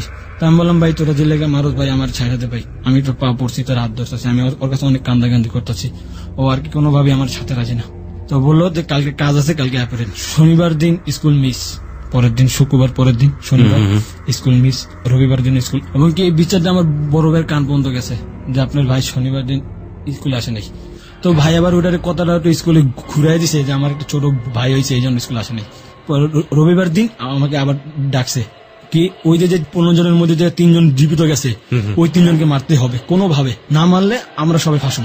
আচ্ছা, এখন আমিও নিজে চিন্তা করতেছি যে আমি যে মারছি আমি নিজেও আছিলাম, আমি নিজে ফাঁসে যাবো, যে তারা ফাঁসে আমিও ফাঁসুম, তার মানে ওরে মারাটা বেশি প্রয়োজন করে গেছে। তো হঠাৎ করে একদিন রবিউল কারা জানি ফোন দিল আমার সামনে, ওই রবিবার দিন সকাল 10টার সময় আমি গেছি ওই আগারগাঁও তালতলার মারের সামনে, ওই মারে বইয়ে ফোন দিছে, কয় তোরা আমগুলোকে দেখা কর, তোরা যদি দেখা করো তো জীবনটা আমরা ভিক্ষা দিতে পারি, এরকম ভাবে বলা হয়েছে। তো বলা হয়েছে আমার তো মাথায় ওই যে ঢুকতে গেছে যে আমি ওই জায়গায় ছিলাম মারার সময়, আর ওই যে পুপু সে বইলা দিছে যে তারা যদি পুলিশ ধরালায় তাহলে কিন্তু কোর্টে সাক্ষী দিব তোমাকে নামে, বলে তোমরা কি করবা তোমরা চিন্তা করো। আমি তো চিন্তা করতেছি যদি ধরা খাই তাহলে হয়তো ফাঁসি। ওই যে ফোন দিল বললো যে তোরা আমার সাথে দেখা কর, যদি দেখা করো তাহলে তোদের জীবনটা আমরা ভিক্ষা দিতে পারি। তো ওরা কি জানি বললো, ওরে আমি মোবাইলে শুনি নাই, তো বললো যে তোরা কবে আসবি। ওই সময় রবিউল বললো যে মোহাম্মদপুর আস, ওই আমার দ্বিতীয় অপারেশনে যেতে হবে। কখন যেতে হবে? দুপুরবেলা, ওরা আসবে দুপুরবেলা ওই জায়গায় যেতে হবে। ওরা যখন ওই জায়গায় আসছে, ওই জায়গায় ওদের কাছে কোনো অস্ত্র নেই, ওই যে 3 জন আসছে, আমার মাত্র 2 জন, আমি আর রবিউল। এবং কি ওই যে রুমটা তাদেরকে নেওয়া হয়েছে, ওই রুমে আরো 2 জন লোক আসছিল যারা ছিল ওই জায়গার বডি গার্ড আর কি, মানে সিকিউরিটি গার্ড। ওই সিকিউরিটি গার্ডেরাই তারা ওদেরকে চেক করে ওদের কাছ থেকে 3 জনের কাছ থেকে একটা অস্ত্র রাখিয়ে দিছে, অস্ত্র পাইছে ওদের কাছে, একজনের কাছে একটা, ওটা রাখিয়ে দিছে। রাখার পরে ওই জায়গা থেকে আমাকে আর রবিউলকে 2 জনে 2 চেয়ারে বসছি, আর পাশে আমাদের এরকম একটা টেবিল, ওদেরকে পাশে বসানো হয়েছে। তো আমার কাছে হঠাৎ করে আমার কোমর একটা গান আসছিল, আর আমার তো ভিতরে একটা সাউন্ড উঠে গেছে গা। ও কথা বলতেছে ওদের সাথে, কয় দেখ তোরা যদি সাক্ষী সুক্ষি দিয়া দেস আমাকে সমস্যা, তোর আঙ্গ দলে আয় পর। ওই পোলার বলতে ঠিক আছে আমি আঙ্গ দলে, আপনি ও দলে আমার থাকুম। তো আমি ওরা রবিউলকে কইলাম যে দেখ ওর আঙ্গ দলে রেখে কোনো লাভ নাই, যে আমার সামনে এরকম ভাবে একটা পিস্তল ছিল, আমার যে নিজের পিস্তল আমার রবিউল, যে আমি এটা কোমর থেকে বের করে ওর সামনে রাখছিলাম, তো সেটাকে বাইর করে বা ধাপা ধাপ আমি 3 জনের সামনে আমি 3 জনকে মারছি ওই সময়টা, একের আমার সামনে আমি তাদেরকে মারছি। এমনকি একজনের গুলি যা লাগছে মাথায়, আর 2 জনের গুলি যা লাগছে পুরো বুকের মধ্যে। এই বাসার মধ্যে আপনার এই কাজটা করলেন? বাসার মধ্যে, এমনকি ওই বাসাটা ছিল সম্পূর্ণভাবে আমাদের আন্ডারে, এবং ওই বাসার ভিতরে কেউ ঢুকতে পারবে না যখন আমরা এইসব কাজ করবো। পুরো বিল্ডিং কয়তলা ছিল? পুরো বিল্ডিংটা ছিল 7 তলা বিল্ডিং, আমরা 2 তলায় পিছের যে সাইডটা, ওই পিছের সাইডে। তাহলে 8,000 টাকা ভাড়া ওটা। তো ফ্ল্যাটের মধ্যে যদি এই ঘটনাগুলো ঘটে, পাশের ফ্ল্যাটের লোকজন তো জেনে যাওয়ার কথা। এই পাশের লোকজন, ওই বিল্ডিং এর সবাই জানে যে এটার ভিতরে অবৈধ কাজ হয়, এবং যে বাড়িয়ালি সেও পর্যন্ত জানে যে ওর ভিতরে 2 নম্বর কাজ হয়। বাড়িয়ালি কিছু বলে না? বাড়িয়ালি বলার কোনো অধিকার নেই, সাহস পায় নাই। এই 3 জনকে আপনি মারলেন, ওরা কি শাউট করেছিল, চিল্লাচিল্লি করেছিল? ওরা চিল্লাচিল্লি, ওরা বারবার বলতেছে ভাই আঙ্গুরে, প্রথম যে একজনে মারছি, একজন অলরেডি মারা হয়ে গেছে গা, আর বাকি থেকে 2 জন বলতেছে ভাই ভাই ভাই ভাই ভাই ভাই ভাই ভাই ভাই করতেছে। তো আমি বললাম কে তোর ভাই, বাস 2 জনের মেরা দিছি। এবং কি ওই জায়গা থেকে লাস্টটা, আপনি এখন প্রশ্ন করবেন আমাকে যে লাস্টটা, আমি সেটা জানি যে লাস্টটা আমি বলতেছি যে লাস্ট 3টা করা হয়েছে আমাদের যে গাড়িটা ছিল বড় গাড়ি, এবং কি আমাদের সাথে ওই যে ছিল 2 জন সিকিউরিটি গার্ড, ওদেরকে রবিউল পারমিশন দিচ্ছে যে রাইতের মধ্যে লাস্ট 3টা গাইব করে দিতে লেগে। এবং সেই লাস্ট 3টাতে কোন জায়গায় গাইব করছে আজ পর্যন্ত আমি এখনো নিজেও জানি না। রবিউল তো ওদের সাথে একটা মিউচুয়াল রিলেশনশিপে যাচ্ছিল, তো আপনি যখন খুনটা করে ফেললেন রবিউল আপনাকে কিছু বলে নাই? রবিউল বলতেছে তুই কেন মারলি? তো আমি বললাম দেখ কালকে তোর ফুপু কি কইছে, এটা কিন্তু আমাদের সাক্ষী, সাক্ষী বাঁচার আর দরকার নেই, দিলাম মাইরা। কয় তোর মতন বন্ধু আমার একটা যদি হইতো আগে, তাহলে আমি আজকে অনেক উপর লেভেলে থাকতাম। তারপর ওই জায়গা থেকে আমি আসা পড়ি। তো আমি ওই জায়গায় 3 দিন পর যাই, জায়গা কোনো ওই যে রক্তগুলা পড়ছে এবং সেই রক্ত নাই। এবং কি এই যে প্রথম যে 2 লাখ টাকা আমি পাইছি, ওই 2 লাখ টাকা পাওয়ার পরে আমাদের ঘরে আমাদের একটা ওয়ারড্রপ ছিল। ওয়ারড্রপটা ছিল এরকম যে যার যার ওয়ারড্রপ সে ব্যবহার করবে, অন্য কেউ ওয়ারড্রপে হাত দিবে না। ওয়ারড্রপে এক একটা করে একজন একটা করে চাবি। ওকে, এখন কি আমি তো ওই টাকাটা নিয়ে যখন আসবো তখন রবুল আমাকে বলতেছে যে মিলন তুই যাই করস এই টাকা কিন্তু তুই ব্যাংক অ্যাকাউন্ট করিস না। তো আমি বললাম যে ব্যাংক অ্যাকাউন্ট করবো না কেন? টাকা বললাম রাখুন কোথায়? কয় তুই যেই নিয়ে রাখ, তুই ব্যাংকে কিন্তু রাখিস না, তো রাখলে কিন্তু তোর সমস্যা হইব। বললাম কেন সমস্যা? কয় যদি যেমন দেখ বড় বড় যেসব ব্যাংক আছে, ব্যাংকে কিন্তু যারা বেশি বেশি টাকা করে রাখে তারা কিন্তু এগুলা কিন্তু চেক করে, যারা গোয়েন্দা পুলিশ তারা কিন্তু চেক করে। চেক করতে পারলে যদি জানতে পারে যে একটা লোকের কাছে এত টাকা, তাহলে ওরা কিন্তু এটা কিন্তু একটা তদন্ত করা শুরু করে দিব। ভাই দেখ তোর সমস্যা, আমাকে সমস্যা, তুই কিন্তু টাকা ব্যাংকে রাখিস না। তো আমি চিন্তা করছি টাকা কোথায় রাখবো। ওই টাকাগুলো আমি আমার যে অর্ডার, ওই অর্ডারে আমার জামা কাপড় নিচে আমি টাকাগুলো রাখি। 3 জন মারা শেষ। ওই জায়গাতে আসছি, রবুল বললো তুই কই যাবি? তো আমি বললাম তো কই আর যাবো, বাসার দিকে যাবো। তো কইলো আচ্ছা ঠিক আছে, তো রাইতে বেলা আয়া পড়িস। আমি বললাম আমি দেখ ভাই আমি রাত 8টা পর কোথাও যাই না। আরে 1-2 দিন রাস্তায় থাকলে কি হয়, আয়া পড়বি, বন্ধুই তো সব। তো আমি ওই জায়গায় গেছি। আর একটা কথা কি ভাই, ওই যে আমি 3 জন মারছি, আমি যেটা বলছি 3 জন মারছি, ওই কি হচ্ছে ওর মোবাইল দিয়ে সে 3 জনের ছবি তুলে নিছে, পুরো একটা ভিডিও। সে ভিডিওটা কিভাবে করছে সেটা আমি নিজেও জানি না। সেভাবে সে আমাকে নিয়ে গেছে। আর সে রাইতে বেলা আমি বাসায় চলে আসি। ভিতরে একটা ভয় কাজ করতেছিল। তো ওই জায়গা থেকে আমার স্কুলটাও আস্তে আস্তে গ্যাপ পড়ে যাইতেছে, ক্রিকেট খেলাও গ্যাপ যাইতেছে। ওই দিন রাইতে বেলা আমার নিয়ে গেছে নিউ মার্কেটের দিকে যাওয়ার সময় একটু সামনে একটা ক্লাব আছে। ক্লাবটা ছিল সর্বর্ণভাবে নেশার ক্লাব। ওই জায়গায় আমি শুনতে পারছি যে ওই ক্লাবে যাই নেশা করুক তারে পুলিশ ধরতে পারে না, কারণ কি ওই ক্লাবটা ছিল সম্পূর্ণভাবে সরকারি লাইসেন্স করা এবং তাদের কাছে বলে লাইসেন্স আছে। এটা আমি রবুলের কাছ থেকে জানতে পারি। তো ওই জায়গায় আমি অতি ফার্স্ট আমি নেশা করা শুরু করি। ওকে, ওই জায়গায় আমি একটা না 2 থেকে 3 ঘন্টার মতো আমি জায়গায় শুধু নেশা খাই। সেগুলো ছিল বিয়ার, বিদেশি মদ, এবং এগুলো শুধু দেখতাম। শুধু আমাদের টেবিলে একটা মেয়ে আইনা দিত। ওই রবুল বলতো যে কুস্কি নিয়ে আয়, রবুল বলতো যা বিয়ার নিয়ে আয়, উস্কি। আর এইভাবে ওই অতি ফার্স্ট আমি ওই জায়গায় নেশা করি। অতিরিক্ত ভাবে নেশা। তো আমি কিভাবে বাসায় আসছি আমি আর কিছু বলতে পারতেছি না। কয়দিন ছিলেন ওই জায়গায়? আমরা রবিউল আমি 2 জন, আর ওই যে আমাদের মার্ডার করার সময় যে আর লোক আছে ওই জায়গায় 5 জন, মোট 7 জন। ওই জায়গা থেকে আমি আস্তে আস্তে ওদের সাথে, তো আমার বললো দেখ আমি ওই যে আমার একটা রেকর্ড করে দিল যে 8টা মার্ডার আমার নামে দিয়ে দিল। বলছে যে ফুপুর কাছে বলছে যে ও 8টা মার্ডার করছে, আপনি কিন্তু আপনি এটি মাথায় রাখেন। ফুপুরে বলতেছে, ও মনে বলছে আমি যদি নেশা অবস্থা আছি কিছু আমি শুনতে পাচ্ছি না, কিছু কথা আমি শুনতেছি। ও মোবাইলে বলতেছে। তো বললো কই আমার সাথে আছে, মালমুল খাইয়া টালো এসে আমার ওই 10 নম্বর পর্যন্ত নিয়ে 10 নম্বরে আমার নামাই দিছে। ওই জায়গা থেকে আরো আমার 100 টাকা দিছে রুবল, আর একটা রিক্সা উড়াই দিছে। বাসায় আসার পরে আমি ওই জায়গায় ঘুমাই। এমনকি ভাই আমি ওই জায়গায় ঘুমাতে একটা না 3 দিন ঘুমাইছিলাম। ওকে, তো কিভাবে ঘুমাইছি, ওই যে 3 দিন আমার বাসার লোক আমার ডাকে, আমার কোনো হুঁশ নাই। আর আব্বা আম্মা ভাইয়া সবাই মেডিকেলে। আমার ভাই হচ্ছে ছোট ভাই, হয়েছে এই মেডিকেলে, তাদের 1 সপ্তাহ মেডিকেল থাকতে হবে। তারা শুক্রবার হয়েছে, আগামী শুক্রবার তারা আসতে পড়বে। তো ওই দিনটা ছিল মঙ্গলবার দিন, তারা শুক্রবারে বাসা চলে আসবে। আমি শনিবার দিন ঘুমাই, মঙ্গলবার দিন আমার ঘুমে ভাঙে। এরকম ভাবে আমি নেশা করে যাইতেছি। তো একসময় আমার রবিউল বললো যে ভাই একটা ব্যবসা আছে, তুই করবি, বহুত টাকা কামাইতে পারবি। তো আমি বললাম কি ব্যবসা? এবং কি আমি দেখতাম ওদের কাছে ডায়মন্ড আসতো, বড় বড় ডায়মন্ড। একটা ডায়মন্ডের দাম আসছিল বাংলাদেশের টাকা 10 লাখের কাছাকাছি যাবে, এমনও ডায়মন্ড ওদের কাছে আসছিল। আর ওই যে লিমা, যে মেয়ের কথা বললাম, সে আমার বলতেছে কিরে তুই শিখ মন্ডল স্কুলে আস না? তো বললাম যে শরীরটা ভালো না। তো বলে দেওয়া তুই এত বড় মাথায় একটা আঘাত পাইছস। তো এমন ভাবে চললো 2-3 দিন। তার মধ্যে একটা ডায়মন্ডের ব্যবসা রবুলে আমি করতে দেখছি। বিদেশি এক লোক আসছে সৌদি আরব থেকে, সে একটা ডায়মন্ড কেনার জন্য বাংলাদেশে আসছে। তো ডায়মন্ডটার ওজন অলরেডি পুরা কত গ্রাম আমি বলতে পারবো না, পুরা একেবারে সাদা চিকচিক করতেছে। একটা ডায়মন্ড যার রবুলি বিক্রি করছে 10 লাখ টাকা আমার সামনে। তারপরে ওই যে লোকটা উনি সম্পূর্ণভাবে আরবি ভাষায় কথা বলতেছে, এবং তার ভাষা আমি জানি না। আমার সাথে একটা লোক ছিল, ওই লোকই উনি সম্পূর্ণভাবে সব ধরনের ভাষা জানে। উনি আমাদের বাংলাদেশের লোক, মানে আরবিটাকে বাংলা করে দিচ্ছে, হ্যাঁ উনি আরবিটা, ও যে আরবিটা বলতেছে ও শুনতেছে, ও শুনে আবার আমাদেরকে বলতেছে দোভাষী যেটাকে বলে, ঠিক আছে। এমনকি ওই লোক যে আমাদের পাশে বসে ছিল তিনি বলছে যে এই নেন টাকা, এর মধ্যে টাকা আছে 10 লাখ, তো আপনারা ডায়মন্ড তার তো বুঝাই দেন। তো আমরা ডায়মন্ডটা দিয়েছিলাম, আমাদের যে বাংলাদেশের যে লোকটা তারা তো আমরা ডায়মন্ড বুঝাই দিই এবং তার কাছ থেকে আমরা টাকাটা বুঝে নিই। সেখান থেকে আমি আসতে পড়ি, তো সেখানে আসতে পড়ার পরে আমাকে রবিউল সে 10 লাখ টাকা থেকে রবিউল আমাকে 50,000 টাকা দেয়, বলে এটা তোর বন্ধুর পুরস্কার। যাও 50,000 টাকা পাইছি, আরো খুশি, এদিকে বছরও শেষ হয়ে গেছে গা, এভাবে নেশা করে তো যাইতেছি। আর ওই যে 2 লাখ টাকা সেই টাকার জায়গায় আছে, সেই টাকা লড়চড় হইতেছে না। আর এই মধ্যে থেকে আমি আস্তে আস্তে যখন এইভাবে চলে যেতেছি, তো একদিন ওই যে আগে তো 8টা মার্ডার করে বলেছি, হঠাৎ করে রবিউল বললো যে আরো 2 জনের মারতে হবে, যদি মারতে পারো যে 1 লাখ টাকা পাবি, টাকা পাবো 2 লাখ, তোর 1 লাখ আমার 1 লাখ। বছর শেষ ওই জায়গাতে 2007 পুরোপুরি মাঝামাঝি চলে গেছি গা। যাওয়ার পরে ওই জায়গা থেকে আমারে রবিউল আমার বলতেছে যে তুই যে লোকটার যার নাম জিগা, লোকটার নাম কি? তো আমি বললাম যে ওই যে ওই লোকটারও মারবে এবং ওর নাম কি আমার জানতে বলতেছে। তো আমি বললাম যে আমি নাম কেমন শুনবো? তো বলতেছে ঠিক আছে, ওর বাসায় ডেলি পেপার আলায়, আজকে তুই পেপার বিক্রি করবি। তো আমি বললাম দোষ বেটা, আমি একটা খান বংশের পড়লাম, আমি কি পেপার বিকলাম, তুই যা বেশ, তুই তোর গুন্ডাপান্ডা। আর আমি এইভাবে কথা বলি, তো বলতেছে যে দেখ দোষ, আমাদের কাজ করতে গেলে ঠিক আছে খান কারোগার আর গুন্ডা কারোগার কেউ চিনে না। মানে যে আপনাদের মানে যাকে আপনারা এই কাজটা করবেন তার বাসায় আপনাকে পেপার বিক্রি করতে বলছে।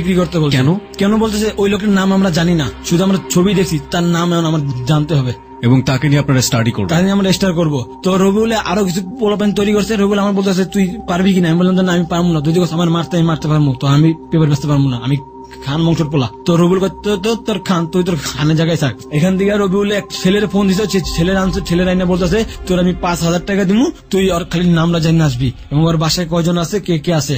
তো ও বললো ঠিক আছে ভাই, আমি আপনার কথায় রাজি। তো রবিউল ওরে বললো ঠিক আছে, তো কিভাবে যাবি?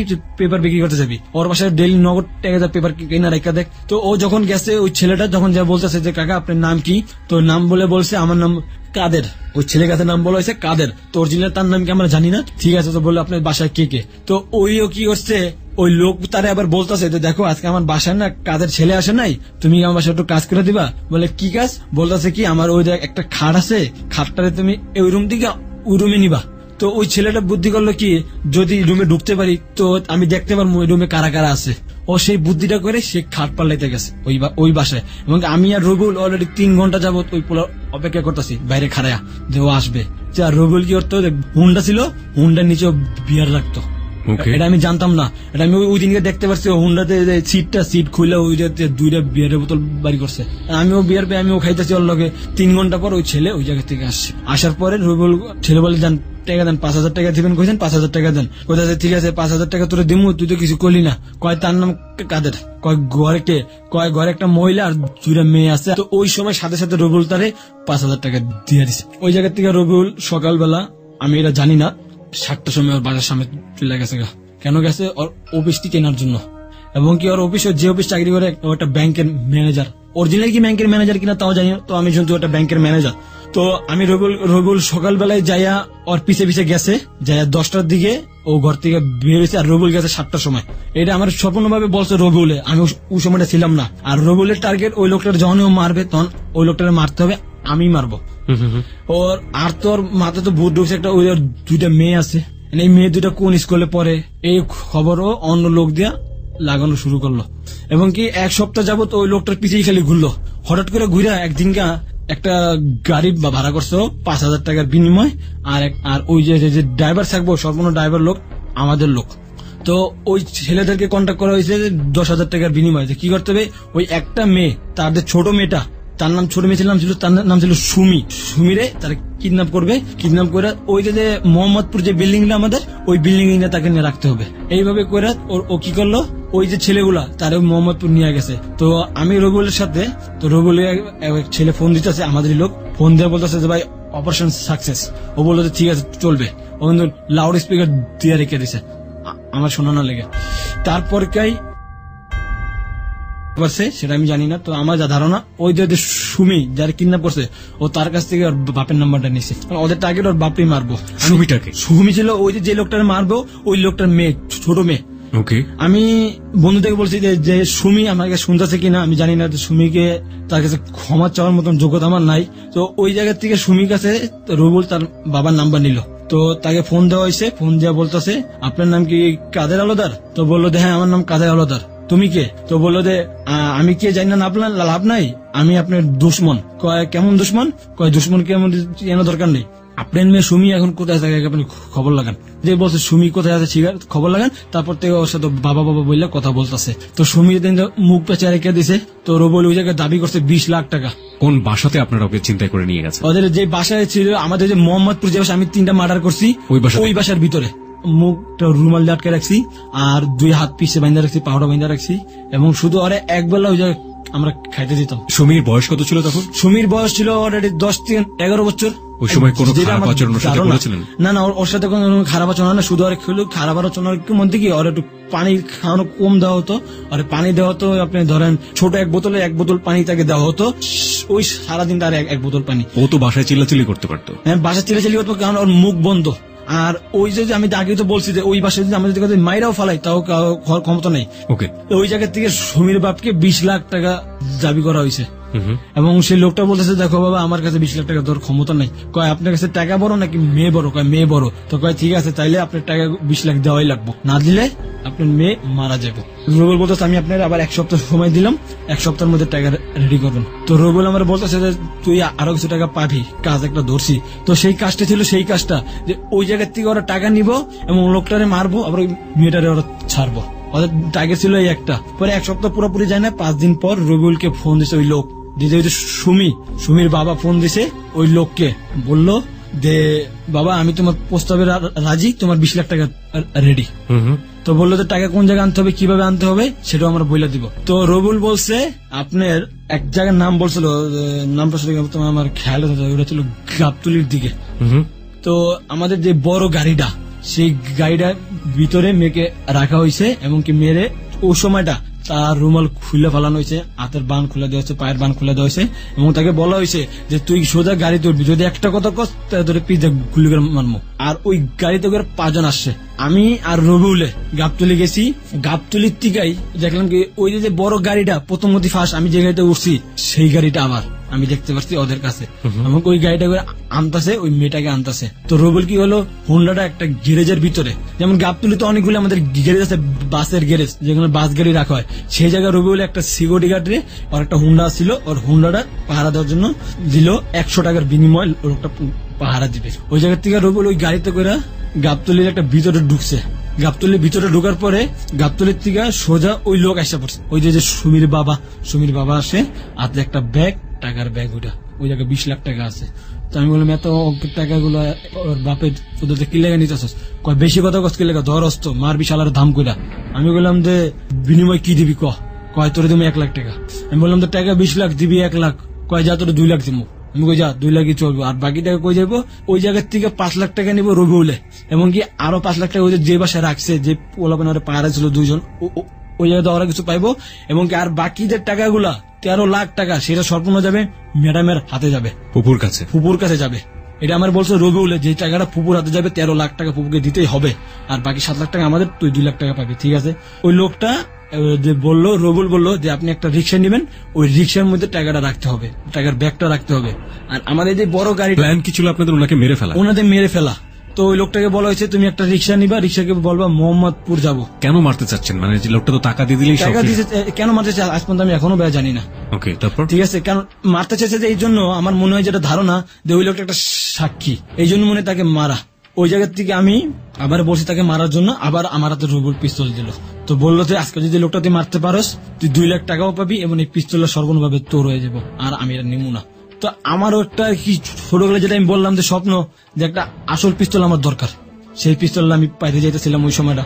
তো রবিউল ওই লোকটার মোবাইলে বললো, এবং যেমন আপনার আমি যেমন ওটা পুরোপুরি সামাসামি, এই সামাসামি অবস্থায় রবিউল আর ফোন দিছে। তো ফোন দিয়ে বলতেছে মোবাইলে যে তুই একটা রিক্সা হলো, টাকার ব্যাগটা রিক্সার মধ্যে রাখবি, তুই রিক্সা উঠবি না। তো বললো ঠিক আছে। তো ওই টাকার ব্যাগটা যখন রাখলো, ওই যে আমাদের যে গাড়িটা, ওই গাড়ির মধ্যে থেকে আসছিল 5 জন, ওই মেয়ের সহ 6 জন, ওই মেয়ে তো সারে আমরা ধরছি 5 জন, এবং কি ওই মেয়ের ওই ছেলে একজন আসছা ওই রিক্সায় উঠতে, বাস ওই ট্রাকের ব্যাগ চলে গেছে, এবং কি ওই মেয়ে যখন তার বাবার কাছে দৌড় দেওয়া যাওয়া দিছে, এর পিছ থেকে বাস আমি গুলি চালাই দিছি ওই লোকটার উপরে।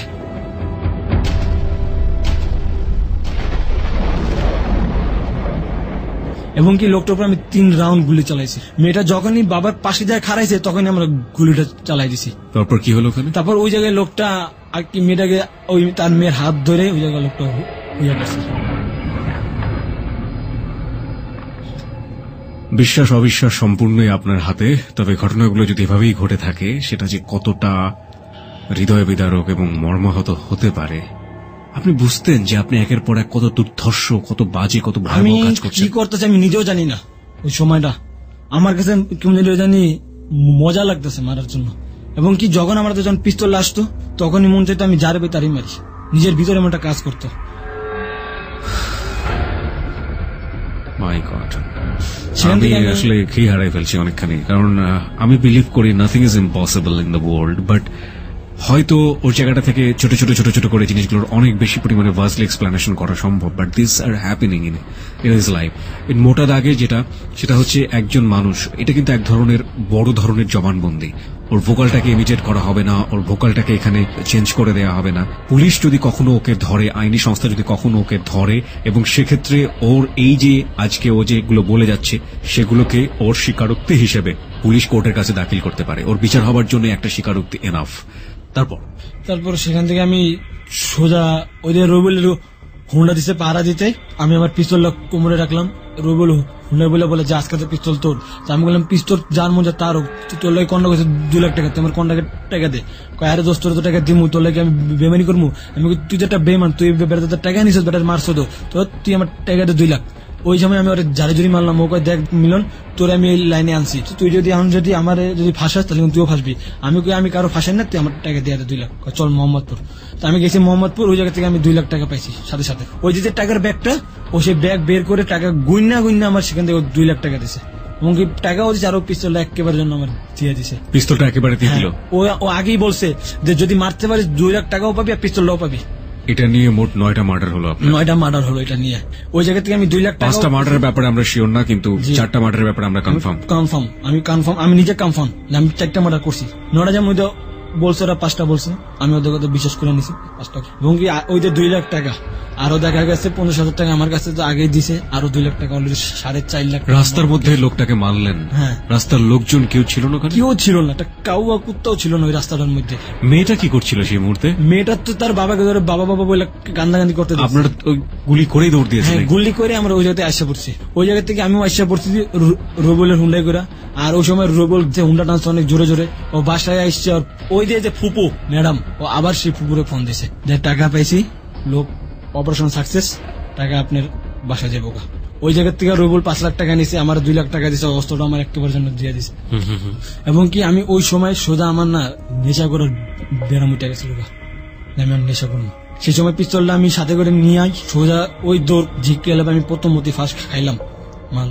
তারপর সেখান থেকে আমি আসার পরে এখানে আমি ঘরে ওই সময় কেউ নাই। ওই দিন ছিল আবার বৃহস্পতিবার দিন। পরের দিনকে আম্মা মেডিকেল থেকে আইসা পড়বে, তাড়াতাড়ি করে আমি আমার জামা কাপড় নিচে টাকাটা অস্ত্রটা রেখে দিছি। সেই সময়টা ওই যে লিমা স্কুলে আমি বলছি, কিন্তু আগে বলছি যে লিমা। এমনকি একদিন লিমা আমার ওই সময়টা আমার ডাকে নিছে, ও হঠাৎ করে আমার বাসায় চলে আসছে। আমি ড্রয়ারটা আটটু যদি হতো দেরি হতো আমার ড্রয়ারটা লাগাইতে, তোমার সবাই আমার দিকে ফলাইতো। তো ও দেখতে পারে নাই, ও আসার আগে আমি ড্রয়ারটা তালা দিয়ে দিছি। তালা দেওয়ার পরে ও আসছে, আইসা বলতেছে যে কিরা তুই স্কুলে যাস না, লেখাপড়া করতেছ না? তো আমি কোনো দৌড় লেখাপড়া করে জীবনে কি লাভ আছে, বা আপনার তো কোনো শাসনই পাই না। আর আমি একটু বললাই, ও বলে চল তুই না ঘুরতে যাই। তো কই যাবি? কয় চল চিড়িয়াখানা যাই। আমিও চিন্তা করলাম চিড়িয়াখানা বহুদিন যাবত যাই না। তো ওই দিন বিকালবেলা 5টার দিকে আমি চিড়িয়াখানা যাই। তারপরও আমার কাছে এত টাকা, আমি কিন্তু মোবাইল কিনি না। তার আমি ওই জায়গার থেকে তো বললাম যে আমি আচ্ছা ঠিক আছে তুই একটু বাইরে যা, আমি আসতেছি কাপড় চেঞ্জ করি। তো কাপড় চেঞ্জ করি আমি ওই জায়গার থেকে আরো 5,000 টাকা নিছি পকেটে, ওর সাথে ঘুরতে যাবো বললাম। কিনা ওই আমার প্রথম প্রেম, ও আমার ওই জায়গাতে বলতেছে দেখ আমি না একটা ছেলেকে না আমার জীবনের থেকে না বেশি ভালোবাসি। তো আমি বললাম বল তোর জন্য আমি, তুই আমার একটা বন্ধু, তুই আমার স্কুলের ফ্রেন্ড, তুই যা বলবি আমি তোর জন্য করবো। বল ছেলেটা কে? কয় ছেলেটা আমার আশেপাশে ঘোরাঘুরি করে, ছেলেটা তুইও চিনিস আমিও চিনি। তো আমি বললাম দেখ আমার তো আশেপাশে অনেক ছেলে ঘোরাঘুরি করে, বা তোর আমার অনেক ছেলে চিনে, তো নাম না বললে কি আমি বলবো? তো বলে দেখ নিজে চিন্তা করে যে আমার পাশে আছে। তো আমি চিন্তা করতেছি ওই সময়টা তোর পাশে মতো আমি ছাড়া কেউ নাই। তো বল হ্যাঁ আমি তোরে ভালোবাসি। তো আমি বললাম দেখ আমার ভালোবাসা কি পাবি, ওই সময় আমি আমার নিজের বিবেকটা খুললো, বললাম দেখ আমার জীবনে কিছু নাই, কয় তোর জীবনে কি থাকুক আর না থাকুক দরকার নেই, তোরে আমার চাই। তো আমি বললাম যে আচ্ছা ঠিক আছে, আমি তোরে ভালোবাসি না, নগদে মোর উপরে বললা দিছি আমি তোরে ভালোবাসি না। ওই জায়গা থেকে কাঁদতে কাঁদতে চিড়িয়াখানা থেকে বের হয়ে যায়, ও আলাদা একটা রিক্সা নিয়ে জায়গা। তো ওরা আমি পিজা বারবার ডাকি ওই লিমা বললে ও আমার ডাকে কোনো সারাই দেয় না। ওই জায়গা থেকে কাঁদতে কাঁদতে বাসায় গেছে, কাঁদতে স্যার সবাই ওর দিকে তাকায় রয়েছে, আর আমিও ওরে খালি ডাকতেছে। আর আমার সবাই মনে করতেছে যে আমি মনে পাগল। আমি ওই জায়গাতে একটা ট্যাক্সি ভাড়া করি আমার বাসার সামনে, তো ওই জায়গা থেকে আমার নিয়ে গেছে বাসার সামনে। তারপরে পরের দিনকে আমি নিজেই হাইদা রবিউল লোকে দেখা করতে গেছি। তো রবিউল আমাকে বলতেছে যে কন্ট্যাক্ট আছে 5 লাখ টাকা, তুই পাবি 2.5 লাখ, আমি পাবো 2.5 লাখ, কাজ করবি? আমি বললাম কি কন্ট্যাক্ট? কয় কিছু মাল আসবো বাংলাদেশে, মালগুলো আমরা খালি সেল দেবো। তো আমি বললাম সেল দেবে কি মাল? কয় আঙ্গো কাস্টমার খুঁজ দেবো না, কাস্টমার আঙ্গুর খুঁজবো। ততদিনে কি আপনি রবিউল সম্পর্কে ডিটেল জেনেছেন? পুরো ডিটেল থাকে, কি করে? হ্যাঁ পুরো ডিটেল জানছি। ও হলো ওই যে ডায়মন্ডের ব্যবসা করে, মাঝে মধ্যে ডায়মন্ড যখন পায় ডায়মন্ড কেনা বেচা করে, আর ওই যে মার্ডার কন্ট্যাক্ট করে, চাঁদাবাজি করে, আপনার কাছ থেকে 1 লাখ, এর কাছ থেকে 5 লাখ, 20 লাখ, যার কাছ থেকে যেমন হিসাব বুঝে নিতে পারে। এবং এটার একটা পার্সেন্টেজ ফুপুর কাছে জায়গা। আর একটু জানি যে সেটা হচ্ছে যে ওর থাকতো কোথায়? ও থাকতো আমাদের কাজীপাড়া। নিজের বাড়ি? ওটা নিজের বাড়ি ওর। ওকে। এবং বর্তমানে সেই বাড়িটা ওরা বিক্রি করে চলে গেছে। ঠিক আছে, তারপরে ওই জায়গা থেকে আমি রবিউলকে বললাম যে কি কন্ট্যাক্ট? তো বললো যাই কন্ট্যাক্ট হোক, তুই করবি কিনা? আমি বললাম কোনো খুনখানামি না, কোনো মারামুরার করতে হবে না, কিছু মাল আসবে, মাল আমরা সেল দেবো। তো যারা মালটা নিবে, কেউ আছে বিদেশি, কেউ আছে বাংলাদেশি, কেউ আছে সৌদি আরব থেকে আসবে, কেউ মালয়েশিয়া থেকে আসবে, কেউ ইন্ডিয়ার থেকে আসবে, বিভিন্ন দেশ থেকে বিভিন্ন লোক আসবে। তো মালগুলো কোথায় থাকবে? ওই মোহাম্মদপুর বিল্ডিং এ থাকবে। তো ঠিক আছে, তো আমি বললাম যে আমি তোর সাথে আসি। ও আমার বললো যে আমাদের কাছে যে মাল আসবে 1 গাড়ি মাল, আমি পাবো 2.5 লাখ টাকা, তুই পাবি 2.5 লাখ টাকা, সর্বমোট আমরা 5 লাখ টাকা আমরা কন্ট্যাক্ট করছি। তো মালটা কি আসবে? কিছু মাল আসবে, সেগুলো কিছু বিদেশি ভাইয়ার আসবে, তারা মাল পছন্দ করে তারা মাল নিয়ে যাবে, এবং সেই যে মালগুলোতে নিবে সেই টাকাগুলো সর্বর্ণভাবে যাবে ফুপুরাতে। ওই যে মাল বিক্রি করবে সেই মালের টাকা দিয়ে সেই শুধু 5 লাখ টাকা আমরা পাবো, আমরা দুজনই পাবো, আর সর্বর্ণ যে মোট অঙ্কের টাকাটা সেই টাকাটা সম্ভব সব ফুপুরাতে চলে যাবে। ওকে। সেখান থেকে আমি মাল দেখতে পারি, তো যেগুলো আমি দেখতে পারি টাইম বোম, এক ধরনের বোম, টাইম বোম যেটা আমরা বলি টাইম বোম। এবং আপনার হাতে যে মোবাইলটা, এই মোবাইলটা একটা বোম। আমি একটু থামাচ্ছি আপনাকে। প্রথম কথা হচ্ছে যে আমাকে একটু বুঝিয়ে বলেন যে মালটা আসলে কার কাছে যাবে? মালটা যাবে আর কি বিদেশি ভাইয়ার আসবে, এগুলো দেখবে, তারা দেখে পছন্দ করে, তাদের যা মনে তারা নিবে। এই যে প্রোডাক্টগুলো আপনাদের কাছেই ছিল? হ্যাঁ আমাদের কাছে এগুলো আসছে, বাইরে থেকে আসছে। এগুলো কার কাছে ছিল? ওর কাছে ছিল। এগুলো আসছে বিদেশ থেকে আসছে, যে আপনার যে সৌদি আরব থেকে আসে, সৌদি আরব। তারপর দেখা গেছে আপনার যে বোমগুলো আসছে ইরাক দেশ থেকে আসছে বোমগুলা। ঠিক আছে, কিন্তু এগুলো আপনাদের কাছেই ছিল নাকি আপনার কার কাছ থেকে নিলেন? না, এগুলো আমাদের কাছে, এগুলো আসছে গাড়ি দিয়ে আসছে। তো কার কাছ থেকে রবিউল আনছে সেটা আমি জানি না। আপনারা কারোর কাছে এটা দিয়ে দিবেন, বিক্রি করবেন? আমরা বিক্রি করবো, যাদের কাছে বিক্রি করবো এরা সম্পূর্ণভাবে বিদেশি বায়ার। আচ্ছা, তো কত টাকা বিক্রি করার কথা এটা? একটা সেলফোন মোবাইল যেটা বললাম বোম, একটা সেলফোন মোবাইলের বোমের দাম 20,000 টাকা। আর যে টাইম বোম এমন আছে 30,000 টাকা আছে, 50,000 টাকা আছে, 1 লাখ টাকাও আছে। সব মিলিয়ে কত টাকা? সর্বমোট আমার ওই জায়গায় ধারণা 1 কোটি টাকার উপরে আছে মাল। এগুলোর মধ্যে 5 লাখ টাকা আপনারা দুইজন ভাগাভাগি করবো, আর বাকিগুলো সব ওনার কাছে যাবে, সব ফুপুরাতে। প্রিয় শ্রোতা, বারবার আপনারা ফুপুর নাম জানতে চাচ্ছেন। আমরা কিন্তু প্রথমেই এখানে বলে নিয়েছি যে এখানে আমরা এই বিষয়টি প্রকাশ করছি না। আপনারা শুধুমাত্র এই ছেলেটির জীবনের অপ্রিয় সত্যগুলোর দিকে লক্ষ্য রাখুন। আমরা এখানে কাউকে হেয় করা, কাউকে হাইলাইট করার জন্য কারো নাম আমরা কখনোই জেবিএসবিতে ব্যবহার করি না। সুতরাং এই বিষয়টিও সম্পূর্ণ রকম ভাবেই হাইড করা হচ্ছে অনুষ্ঠানে, এবং এটা যেহেতু রিপোর্টিং শো না, এটা যেহেতু ক্রাইম রিপোর্ট না, সুতরাং এই জায়গাটা থেকে ব্যাপারটি এরকম, বাট ইটস আ ডকুমেন্ট। ওকে, হ্যাঁ, তারপর ওই জায়গা থেকে আমি মাল এবং যেসব বিদেশি ভাইয়ার আসছে, যে ছেড়ে পছন্দ করে নিয়ে গেছে। কোথায় এটা ছিল তো মোহাম্মদপুর, আমাদের বাড়িটা ওই মোহাম্মদপুর বাড়িতে, এবং ওই মোহাম্মদপুর বাড়িতেই এই মালগুলো বিক্রি হয়েছে। 3 ঘন্টার মধ্যে 1 কোটি টাকা আসছে, সেখান থেকে আমার 2.5 লাখ টাকা দেওয়া হয়েছে নগদ ক্যাশ, বলে তুই বাসায় চলে যা। ওইভাবে আমি বাসায় চলে গেছি। যেদিন বাসায় গেছি ওই দিন বললাম মেয়ে রিমা যে আমার ভালোবাসার কথা অফার দিচ্ছে, আমি অফার না করে দিছি। তো নিজে চিন্তা করলাম এই জীবনে নিজের একটা মানুষ সঙ্গী দরকার। ওকে আমি অতি ফার্স্ট ওরা আমি ডাকছি জিয়াউদ্দিন, ডাইকে আমি আই লাভ ইউ বলছি, I love you too okay আমি বলছি। বলার পর ও অনেক খুশি হয়েছে, ও আমার জড়ায় ধরছে, পরে আমি ওরা জড়ায় ধরছিলাম ওই জিয়া উদ্যানে বসেই। পরে ওই জায়গায় আমরা হাত ধরে দুজনে আমি ওই জায়গায় পালন করছি। এমনকি আর ওই পর থেকে আমার আস্তে আস্তে এরকম ব্যবসা, মার্ডার করা, খুন করা, আমি 2টা মানুষের জবাই পর্যন্ত করছি। এবং কি 2টা মানুষের জবাই করতে আমার কাছে, আমার সাথে কন্ট্যাক্ট করা হয়েছে 10 লাখ টাকা, সেই 2টা মানুষের জবাই করতে হবে। নো গুল্লি, নো কোনো শব্দ, তারে জবে করতেই হবে। এই কন্ট্যাক্টটা করছে রবিউল। আমার এগুলো শুধুমাত্র আপনি কন্ট্যাক্ট কিলার হিসেবে, কন্ট্যাক্ট ক্লিয়ার হিসাবে আমি এগুলো কন্ট্যাক্ট নিচ্ছি রবিউলের কাছ থেকে, এবং আপনি টাকাগুলো নিতেন আর খুন করতেন। আর খুন করতাম। এবং কি মানুষের জন্য একটা পেশা আছে, একটা চাকরি করার পেশা, আমার একটা খুন করার একটা পেশা হয়ে গেছিল ওই সময়টা। রবিউল নিজে কেন করতো না? রবিউল নিজে করতো না, রবিউল আমার থেকে বড় বড়, রবিউলের ছিল ব্যবসা, ছিল ডায়মন্ডের ব্যবসা। আর বড় বড় সবথেকে ব্যবসা হলো ডায়মন্ড। ও একটা ডায়মন্ডে মনে করেন কেউ একদিনে 10 লাখ টাকার মতো কামাইতো ডায়মন্ড বেচা, কিন্তু ডায়মন্ড ব্যবসাটা আমার দিত না, ও নিজে ডায়মন্ড ব্যবসা করতো, ও নিজে মার্ডার করার কন্ট্যাক্ট করতো, ওই কন্ট্যাক্ট গুলো আমার আইন না দিত। ওকে, সিরিয়াল কিলার এবং আপনি কন্ট্যাক্ট কিলার। এবং আমি লাস্টে 3টা মার্ডার করি। যে 3টা আমি মার্ডার করি সেটা আমার নিজের স্বার্থের জন্য মার্ডার করি। আমার ভিতরে একটা জ্বালা আছিল, ওই জ্বালাটা নিবানোর জন্য। আচ্ছা, আমি ওই জায়গাটায় আসতে চাই। আমি তার আগে আপনাকে কিছু কোশ্চেন করতে চাই। প্রথমটা হচ্ছে যে এই যে রবিউল, এই রবিউল আপনাকে এই কাজগুলো করাতো, ও নিজে কন্ট্যাক্ট নিত, আমার কন্ট্যাক্ট আবার দিয়ে দিত, কন্ট্যাক্ট নিয়ে আপনাকে দিত, কিছু লাভ ওর কাছে থাকতো, কিছু টাকা আপনার কাছে যেত।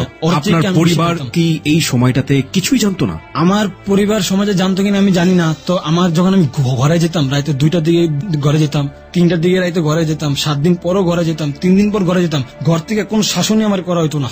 এমনকি আমার বলতো না যে তুমি এত রাতে কেন ঘরে আসছো, তুমি কোথায় আছিলা, কি করতেছো। আপনার বড় ভাই তো ছোটবেলাতে আপনাকে শাসন করতো। বড় ভাই শাসন করতে হইতে আমার লেখাপড়াটা শেষ হয়ে গেল, স্কুল থেকে আমি নিজের বাইরে হয়ে গেলাম, নিজের অবস্থাতে বাইরে হয়ে গেলাম।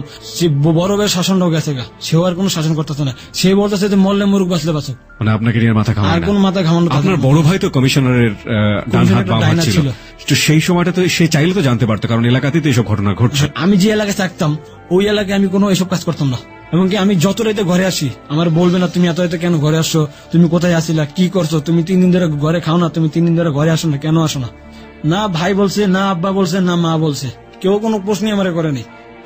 ওকে, আপনি একজন মানুষকে জবাই করার জায়গাতে ছিলেন, এবং আপনি কটা করেছেন এরকম? এরকম জবে 2টা করছি, 2টা আমার কন্ট্যাক্ট করা জবে। আপনি যে এই কাজগুলো করতেন, করার আগে আপনি নেশা করতেন? হ্যাঁ, আমি নেশা ব্যবস্থা করতাম। এবং কি 2012 সালে 2012 সাল যখন জানুয়ারি মাস থেকে পুরো ফেব্রুয়ারি মাসের 1 তারিখ পর্যন্ত আমি পুরো নেশা অবস্থায়। প্রিয় শ্রোতা, আরো একবার বিরতির ঘন্টা বেঁচে গেল। এই বিরতির ঘন্টা মানে হচ্ছে ঠিক রাত 1টার প্রিয় সত্যগুলো নিয়ে আজকে যাহা বলিব সত্য বলিব হাজির হয়েছে এখানে। এবং এই ঘটনা জুড়ে, মানে পুরো ঘটনা জুড়েই আমরা একজন ভিলেনকে দেখতে পাচ্ছি মিলন খানের জীবনের অপ্রিয় সত্যগুলোর পেছনে, সেটা হচ্ছে রবিউল। আমরা চেষ্টা করছি, খুব বেশি চেষ্টা করছি তাকে যে কোনো সময় আমাদের অনুষ্ঠানে কানেক্ট করবার জন্য, যেটির কথা আমি বলছিলাম যে আজ যে সুমন চেষ্টা করছে, আমরা যে কোনো মুহূর্তে তাকে অনুষ্ঠানে কানেক্ট করব, এবং ও যেটা বলছে সেটা আসলে কতটুকু সত্য, বিশেষ করে ওর ফ্রেন্ডের নামও এসছে এখানে, ওর যে কোনো একজন ফ্রেন্ডকে আমরা কানেক্ট করার চেষ্টা করব, তার কাছ থেকে জানার চেষ্টা করব যে আসলে কতটুকু সত্য, এবং কানেক্ট করবার চেষ্টা চলছে। আমরা যে কোনো মুহূর্তে তাকে কানেক্ট করব। আমরা আবারও ফিরে যেতে চাই মিলন খান আপনার কাছে। প্রিয় শ্রোতা, আপনারা দেখছেন এখানে যে একজন কিলার, কন্ট্যাক্ট কিলারের কাছে খুন করাটা কতটা ভাত মাছের মতো। মানে ঠিক আছে, টাকা দিবা, ওকে ডান ইট, কিন্তু এই ছেলেটার তো এরকম হওয়ার কথা ছিল না। প্রথমত যেটা হচ্ছে যে সে মানসিকভাবে প্রথম যে ওই যে আঘাতটা পেয়েছিল, সেই আঘাতটা কোনো না কোনো ভাবে তার ব্রেনে কিন্তু একটা বিরাট সাইড ইফেক্ট তৈরি করেছে। এটা যেমন ঠিক আছে, ঠিক একইভাবে এটাও সত্য যে স্টেপ বাই স্টেপ সে যেভাবে খুনটাকে তার নেশা এবং পেশা হিসেবে নিয়েছে, সেটা যে কতটা একেবারে ইজি তার কাছে, সেটা তার বর্ণনাতে একদম সাদা ভাত মাছের মতো মনে হচ্ছে। আমি আপনার কাছ থেকে জানতে চাই যে লাস্ট যে দুজনকে আপনি এটা করলেন, ঠিক তার আগ মুহূর্তে আপনি নেশা করেছিলেন? হ্যাঁ, আমি ওই নেশা করে তারপর আমি তাদেরকে মারতে গেছি। আপনার সাথে আর কারা কারা ছিল? আমার সাথে ছিল আমার আরো 5 জন বন্ধু, এবং সেই 5 জন বন্ধুরা রবুল দিছে আমার সাথে কাজ করার জন্য। সে রবুল বলছে যে ও কাজ করবো, তোরা থাকবি, ও জ্যামে করবো, হ্যামে করবো, আজকে তো হয়তো লিডার, হয়তো বস, হয়তো সব। ওকে, আপনি লাস্ট কবে খুন করেছেন? এবং আপনি তিনটা খুনের জায়গায় আপনি বলছিলেন যে আপনি নিজে এই খুনগুলো কোন করেছেন। আমি সেই জায়গাগুলোতে আসতে চাই। আমি এখানে আসতে চাইছি। আমি একবার আমার থেকে রবুল বলে রাঙামাটি যেতে হবে, রাঙামাটি যেতে হবে। এটা ছিল 2013 সাল। 2013 সালে মার্চ মাসের 1 তারিখ এবং 7 তারিখে আমার জন্মদিন। আমি 1 তারিখে আমার এই রাঙামাটি যেতে হবে। তো রাঙামাটি যে আমাকে 5-6 দিন মতো থাকতে হবে। ওই যে পোকাটা, আমি একজন পোকা আনতে যাইতেছি, 4টা পোকা আছে, লাল পোকা। কি পোকা? ওইটাকে আমরা বলি কাঠ পোকা। কাঠ পোকা বলেন আপনারা? কাঠ পোকা বলি। আমরা কিছুদিন আগে যে বিএসবিতে এরকম একটা গল্প প্রচার করেছিলাম, সেখানে টকি গ্যাকো বা টকি গ্যাকো, ওটার নাম কিন্তু বিদেশি বাইরে বলে টকি গ্যাকো, আর আমার বলে এটা কাঠ বলি এটাকে আমরা। তার মানে আপনারাও ঠিক এটা সন্ধানে গিয়েছিলেন? এটা আমরা সন্ধানে গেছি। তবে আমরা যেটা গেছি এটা সবচেয়ে বিদেশি বাইরে এই জিনিসটাই বেশি খোঁজে, লাল যে লালটা, ওই লালটাই বেশি খোঁজে। ওকে, সে এবং কি আমার সাথে কন্ট্যাক্ট করেছে যদি আমি যদি আনতে পারি সে এটা কে কন্ট্যাক্ট করেছে আপনার সঙ্গে? রবিউল আমার সাথে কন্ট্যাক্ট করছে। এমনকি আমরা যাব, রবিউল আর আমি যাব শুধু সেই জায়গা যে রাঙামাটি, এবং রাঙামাটি যে আমরা জিনিসটা পাইছি, যখন আমি আসছি আমার সাথে কন্ট্যাক্ট করেছে যদি আমি আনতে পারি ওই জায়গার থেকে, এবং ওটা যত টাকা হোক ওটা রবিউল নিজে কিনবো, কিনা ইন্দোনেশিয়া বায়ারের কাছে।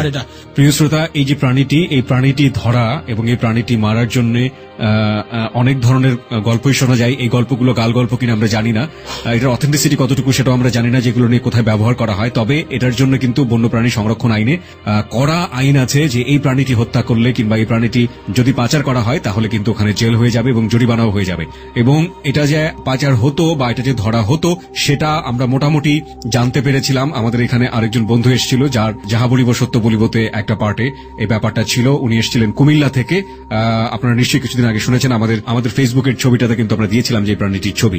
হ্যাঁ, তারপর কি করলেন? সেই রাঙামাটিতে আমি সেটা পাই, এবং কি রবিউলে ওই 8 লাখ টাকা নেয়। তা আমার কন্ট্যাক্ট ছিল যদি আমি ওর সাথে আসতে পারি তাহলে 1 লাখ টাকা পাবো। তো এরকম ভাবে আমি চালাই গেছি আমার অপরাধ জগতের কাজ চালাই আমার ওই জায়গা তো 20 থেকে 25 লাখ টাকার মতন জমা জায়গা, এবং আমি টাকা আরো খরচও করি, টাকা আমার শেষ হয় না। আমার যারা আমার সাথে কাজ করছেন এমন কোন বন্ধু বান্ধব শুনে থাকেন, তো আমার একটা নামও ছিল ওই জায়গায়, তার নাম ছিল বুলেট বাবু। যা আমাদের ইন্টারন্যাশনাল যে মাফিয়া গ্রুপে আমার নাম শুনলে সবাই ওই স্পট থেকে বুলেট বাবু নাম শুনলে আমাকে ভয় পাইতো। মানে আপনার গ্রুপে প্লাস হচ্ছে আপনারা যারা কাজ করেন তাদের সবার কাছে আপনি পরিচিত ছিলেন বুলেট বাবু, এবং আমার সবাই এক নামে চিহ্ন বুলেট বাবু। ঠিক আছে, এরকম ভাবে 2000 আমার প্রেম এইভাবে ভালো চলতে থাকে, ওর সাথে আমার সাথে আস্তে আস্তে কলেজ হতে থাকে। 2012 সালেও এটা শূন্য ফেলায়, নিজে দেখেও ফেলায় আমার কাছে। কে দেখে ফেলে? আমার ওই যে প্রেমিকা লিমা। কাকে দেখে ফেলে? আমাকে দেখে ফেলায়। আমার কাছে একটা অস্ত্র ছিল। ও আপনাকে অস্ত্র কিভাবে দেখে? ওটা অস্ত্রটা কিভাবে ছিল, আমার নিজের ভুলে অস্ত্রটা আমি পেয়েছিলাম পিছে, আর আমি যে গেঞ্জিটা পরছিলাম গেঞ্জির শর্ট ছিল, ওই জন্য আমি যখন পিঠটা যখন নিচে নিছি মাথাটা তখন ওটা দেখে ফেলাইছি। আপনি ওটা সাথে নিয়ে ঘুরতেন সবসময়? হ্যাঁ, সবসময় আমার সাথেই থাকতো। কেন সে আমার থাকতো? কেন আমি নিজে চিন্তা করতাম যে আমি এতগুলো লোকের মারছি, আমারও কেউ হামলা দিতে পারে। এটা কিন্তু আমাকে রবিউলই বলছে সাথে রাখবি, সবসময় সাথে রাখবি। আর এক সময় সবাই জানিয়ে গেছে যে রাজনীতির মধ্যে কিছু কিছু লোক জানিয়ে গেছে আমি ওই যে ফুপু, আমি ফুপুর একজন ছেলে, এবং কি তার একটা ডাইনার হিসাবে আমার সে ব্যবহার করতো রবিউল আর সে মিল্লা। তারপর ওই জায়গা থেকে আমি ও দেখে ফেলাই। দেখার পরে তো একদিন যে উদ্যানে বসে অনেক কান্দাকান্দি করে, তো ওর স্বপ্ন আমি ওর পরে বলে কি হয়েছে তোমার সাথে আমাকে বলো। পরে আমি ওর সাথে কোনো মিথ্যা কথা বলি না, ওর সাথে আমি সব এই আপনার সামনে যে আমি বলছি প্রথম থেকে শুরু লাইফ ওই পর্যন্ত আমি ওর সাথে বলছি। তো আমার খালি বলতো যে ফিরত আসো। তো ওই দিনকে আমি একটা থাবুর দিছিল যে তুমি আমার আগে কেন বললো না। তো আসলে ওই দিন আমি থাবুটা খাইছিলাম ওরাতে। তো সত্যি কথা বলতে গিয়ে ওই থাবুটা আমার কোনো কষ্ট ছিল না, কারণ আমি চিন্তা করছি আমার একজন একটা শাসন করছে। এই শাসন যদি আমার ভাই আমার করতো, আমার বাপ আমার করতো, আমার মা আমারে করতো, তাহলে মনে আজকে আমি এই কাজটা করতাম না। তো ও বলতেছে যে তুমি যদি আমারে চাও তাহলে তোমার এই লাইন ছাড়তে হইব। তো আমি বললাম যে দেখো এই লাইন ছাড়তে আমি অনেক কষ্ট হইব, তুমি ছাড়বো এই লাইন। পরে শুধু আমি মুখে গেলে এটাই বললাম যে হ্যাঁ আমি ছাড়বো। ওই জায়গার থেকে ও দেখতে হলে ও আস্তে আস্তে জানতে পারে, এবং কি ওইটাও জানে যে আমার কাছে টাকা আছে। তো একদিন ও হঠাৎ করে বললো আমাকে যে তুমি তো জীবনে অনেক পাপের টাকা কামাইছো, আজকে একটা ভালো কাজ করো। তো কি ভালো কাজ? ওই যে কমলাপুরতে বস্তি আছে, ওই বস্তিতে একটা মেয়ের বিয়ে হবে। এই ভালো কাজটা কে করতে বললো আপনাকে? আমার ওই প্রেমিকা লিমা। তো বললো যে আমি বললাম কি করতে হবে? তো বলতেছে তোমার কাছে কত টাকা আছে? তো আমি কথা স্বীকার গেছি আমার কাছে 20 থেকে 25 লাখ টাকা আছে। কয় তুমি তারে 5 লাখ টাকা দিবা। তা আমি বললাম তোমার জন্য 5 লাখ টাকা কোনো ব্যাপার হলো নাকি? আমি তো তোমার জন্য সব টাকা দেওয়ার জন্য প্রস্তুত। একটু দাঁড়ান, এই বস্তির মেয়েটার সাথে আপনার গার্লফ্রেন্ডের রিলেশন কি? রিলেশনটা কি? ওই বস্তির মেয়েটা ওদের বাসায় কাজ করতো, আগে মা কাজ করতো, এবং ওর মাটা মারা গেছে স্ট্রোক করে বলে।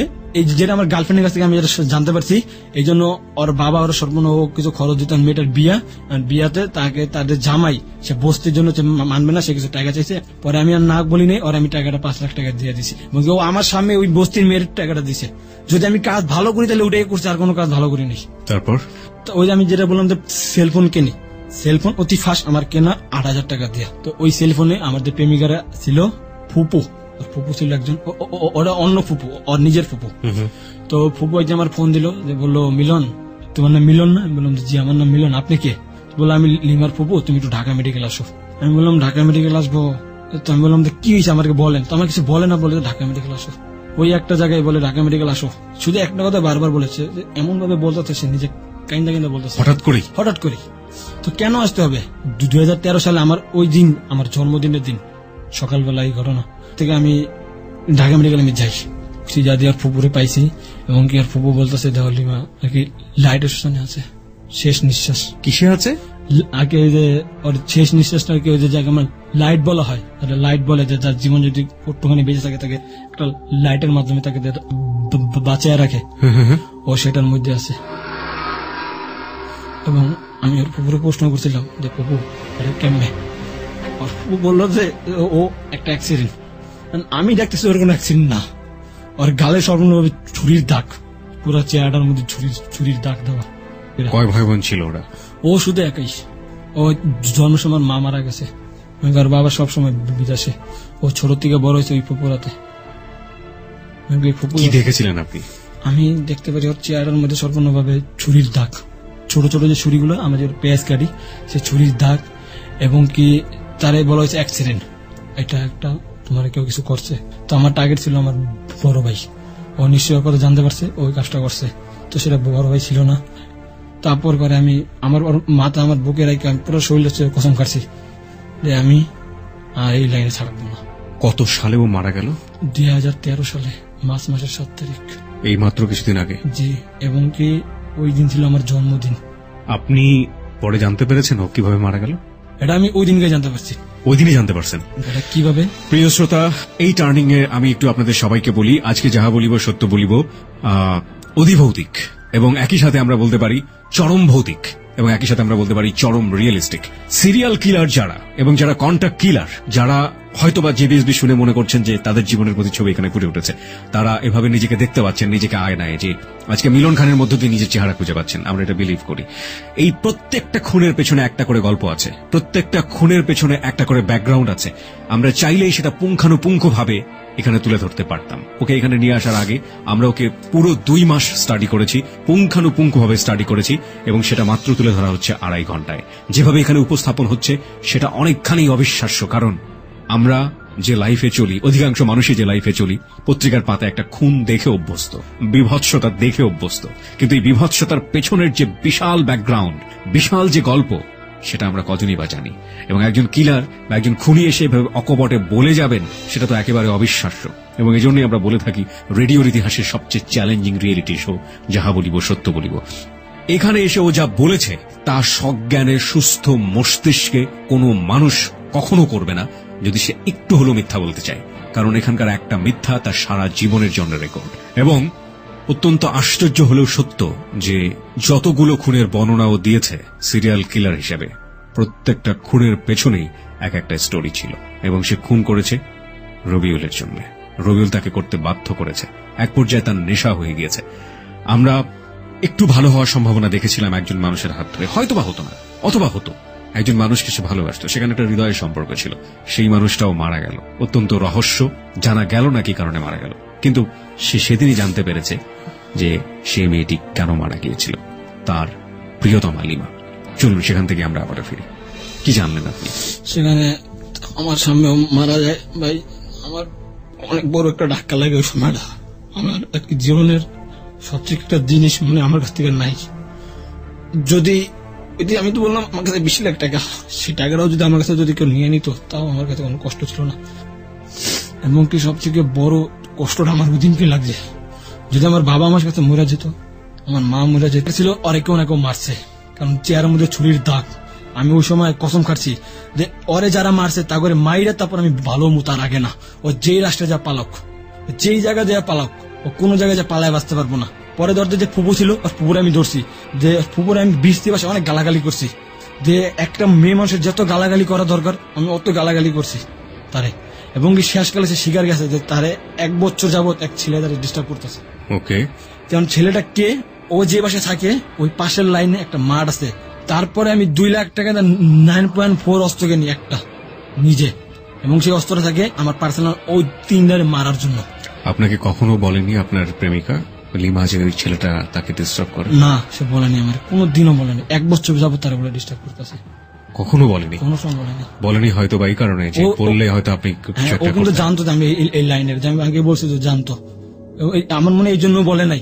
তারপরও আমি ওর ফুপুর কাছ থেকে জানতে পারছি ওরা অমন জায়গায় থাকে। পান্না, তারপর আছে রকি, মামুন, এই 3 জন। আর ওরা বেশি ডিস্টার্ব করতো পান্না। মামুন আর রকির আমি ধরছি, দুইরা বলতেছি কি তোরা বাঁচতে চাস না মরতে চাস, বাঁচতে চাই। আমি তাহলে পান্না ঠিকানা দে। আর ও কিন্তু অলরেডি পুরো বাংলাদেশ ছেড়ে গেছে গা, ভারত চলে গেছে গা। তো এটা আমি জানতে পারছি ওদের পান্না রকি ওদের কাছ থেকে ধর ঠিকানা জলদি দে, নাহলে কিন্তু তোরা মরবি। কইতাছে যে ভাই ও বাংলাদেশে নাই, তো বাংলাদেশে নেই তোরা কি লেগে আসছিস? অগর নগদ আমি রকি ছিল, রকি ওই রকির পায়ে আমি পায়ের গিয়ারের মধ্যে আমার 9 পয়েন্ট অস্ত্র দিয়ে আমি ওর গুলি করি পায়ের মধ্যে। তারপর পটপটে সব বইলা দেয় ও ইন্ডিয়াতে বোম্বাইতে আছে, এবং কি ওই যখন বলছে ইন্ডিয়া বোম্বাইতে আছে আমি সাথে সাথে দেরি করি নাই, ওই সময় আমি দুজনের ওই জায়গায় ডেট আবার। আর আমি এতে ওই দুজনের মারছি এটাও রবিউল জানতো না, কেউ জানতো না, একমাত্র আমিই জানি আর জানি আল্লাহ। পরে আমি পাসপোর্ট অফিসে একটা দালালের ধরছি, ওই জায়গার থেকে আমি তারে 50,000 টাকা দিয়ে পাসপোর্ট নিই, এবং এই অস্ত্র নিয়ে আমি রওনা দিই বর্ডারের দিকে। তো একটা হুন্ডালার সাথে আমি কন্ট্যাক্ট করি 30,000 টাকা বিনিময়, সে আমারে বাংলাদেশ থেকে ইন্ডিয়া ঢুকাই দিব। এবং কি যাওয়ার আগে আমি রবিউলের সাথে কন্ট্যাক্ট করি, রবিউল আমি অমন দেশে যাইতেছি। রবিউল বলতেছে ঠিক আছে কোনো সমস্যা নেই, তুই ওই দেশে যা, ওই দেশে আমাদের লোক আছে। ওই জায়গায় আমি বর্ডার পাওয়ার সাথে সাথে একটা গাড়ি আসে, তার আমার পিক আপ করে নিয়ে গেছে বোম্বাই। এবং কি যাওয়ার আগে ওই যে ছেলে দুটো মারছি ওদের কাছে মোবাইলের মাধ্যমে ওর ছবিটা আমি পাই, ওই জায়গা ছবিটা আমি মোবাইলের মাধ্যমে নিই, এবং ওই ছেলেদেরকে নিয়ে দিই, দেখ এমন এমন অবস্থা, ছেলেটা খুঁজতে কয় ভাই যদি বোম্বাই থাকে আমার কাছে মাত্র 3 দিন সময় আমরা খুঁজলাম। এবং কি সে ওই দেশে যাইয়া ব্যবসা কথা আছে, অস্ত্রের ব্যবসা, ওই ছেলেটা যাইয়া তাকে কিভাবে ধরতে হবে, ওই অস্ত্রের ব্যবসা তাকে ধরতে হবে, তাছাড়া কোনো উপায় নাই। তাকে 15 দিন লাগছে তারা খুঁজা বাইর করতে, খোঁজার 15 দিনের মধ্যে ওরা পায়া গেছে গা এক ক্লাবের মধ্যে। ওই পোলারে ফোন দিছে, পোলা কইতেছে ভাই ওই লাড়কা কো মিল গয়া, আপনি জানা পারেগা। পুরো ভারতীয় ভাষা বললো আমার, তো আমি কিছু ভারতীয় ভাষা বুঝতাম, ওই সময় আমি ওর সাথে গেছি। যাই ওর গাড়িতে আমার একটা বিল্ডিং এর ভিতরে নিয়ে ঢুকাইছে, এবং পুরো একটা বড় বিশাল রুম একটা, ও একটা টেবিলে বসে শুধু নেশা করতেছে।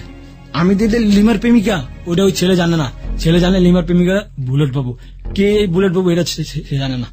আমি বললাম আচ্ছা তুই লিমারে চিনিস? পট করে আমি কয়ে দিছি, কয় লিমারে আমি বাংলাদেশে মারছি। ও এত নেশা করছে ও নিজে জানে না কার লয় কথা কইতেছে। ধৈরা নগদ আমি ওই জায়গায় গুলি চালাইছি, ঠাস ঠাস করে গুলি চালান। জন ক্লাব থেকে বাইরে হমু, তখন বাইরে হয়ে যায় দেখি আমি পুলিশের গাড়ি, এমনকি সে পুলিশ আমার ভারতে আটকাই দিছে। এবং কি আমার সাথে 9 পয়েন্ট অস্ত্র একটা, আর 5.6 যে আমার রুবল দিছিল ওই অস্ত্রটা, এই 2টা অস্ত্র আমার সাথে পায়। আর আমার সাথে যে লোক আছিল ওদের কাছে একটা করে মোট 4টা অস্ত্র পায়। আমি অস্ত্র মামলায় ধরা খাই জায়গা। এটা কতদিন আগে? এটা 2013 সালে মার্চ মাসের শেষের দিকে। ওই সময়টা আমি পুরোপুরি পুলিশের হাতে হ্যান্ড ওভার পুরো জায়গা 3 জন সহ। তো ওই ছেলেটা আমি মারছি, আমার জীবনে আর কোনো কষ্ট নেই, ওই ছেলেটা আমি মারছি। আমি মনে মনে বলতেছি যদি আমার দুটা ফাঁসিও দিয়ে দেয় আমার কোনো কষ্ট নেই, আমি তাকে মারছি। এবং ওই জায়গা থেকে আমি ধরা খাই। ধরাটা খবরটা রবিউলের কান পর্যন্ত জায়গা যাওয়ার পরে রবিউলের ফুপুরে বলে আমার ছুড়ে আনার জন্য।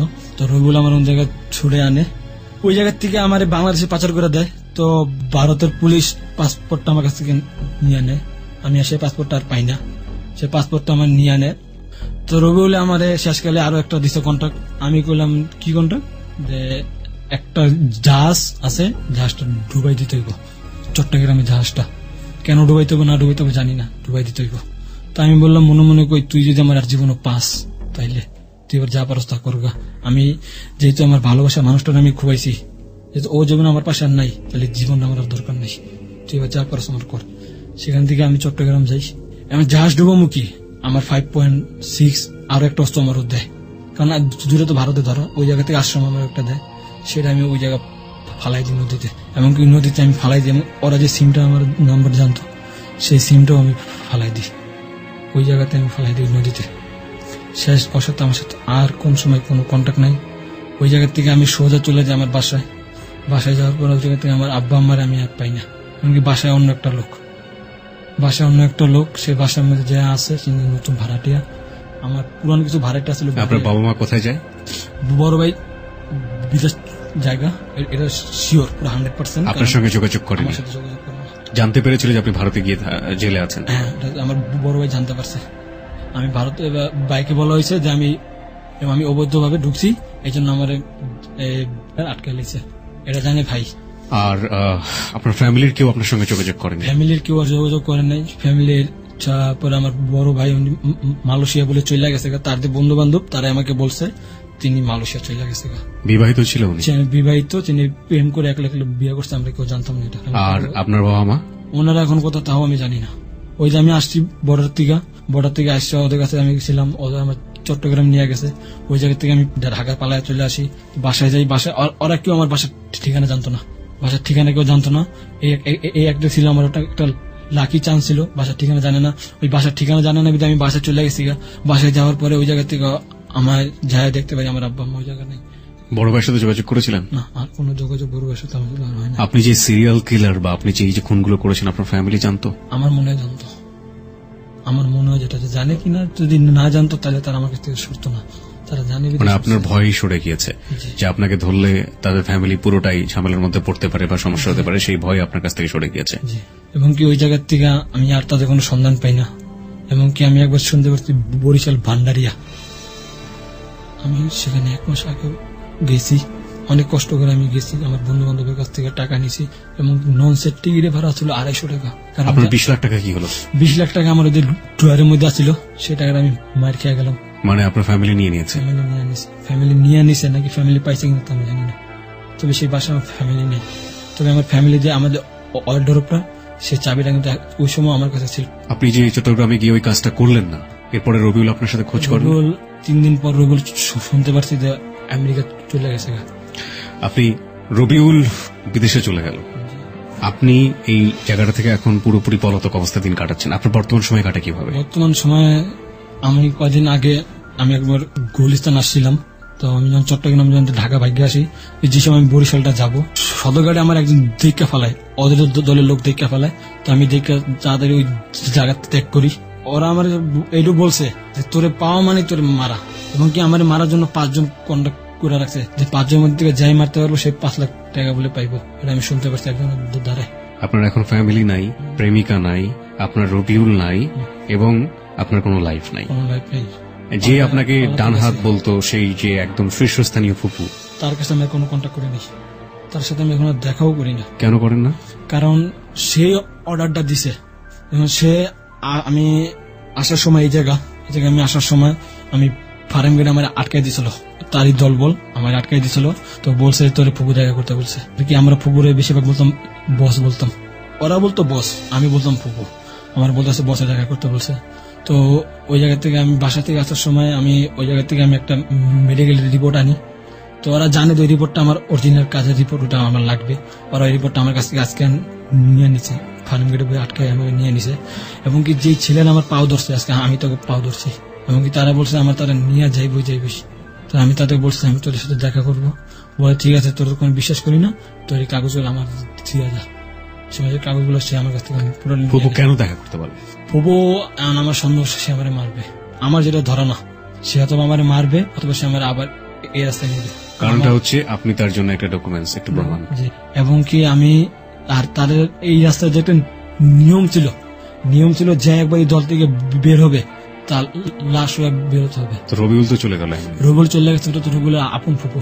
এবং কি ওই জায়গার থেকে আমি আজকে এইভাবে পালাতক, তো আমি এখন যে জায়গায় আছি সেই জায়গা থেকে আর কি আমার সারা অবস্থা করতে হবে। কারণ তারা যদি আমার সম্পর্কে এত বাইরেটা জানতে পারে, তারা কোনোদিন এই বসে আমার থাকতে দেবো না। এবং কি আমি ধন্যবাদ দেবো আমার এক বন্ধু আছে আনমান, যার নাম আমি আগে একবার বলছি। সেই আনমান ঘর থেকে, ও সাকি মিরপুর 11 নম্বরে, ও সেই জায়গা থেকে খাওয়ান চুরি করে আইন ওর ঘর থেকে আমারে দিত। ওর যে খাওয়ানটা খাইতে দিত ও অর্ধেক আমারে দিত। দেখা গেছে কি 3 বেলার জায়গায় 2 বেলা দিত, 1 বেলা দিত, নিজে খাওয়ান দিত। তো দেখা গেছে কি ও নিজে কাজ কাম করতো, কাজ করে 100 টাকা 150 টাকা পাইতো, ওই জায়গাতে আমার 50% দিত। ভালো থাকতো এই লাইনে দিস।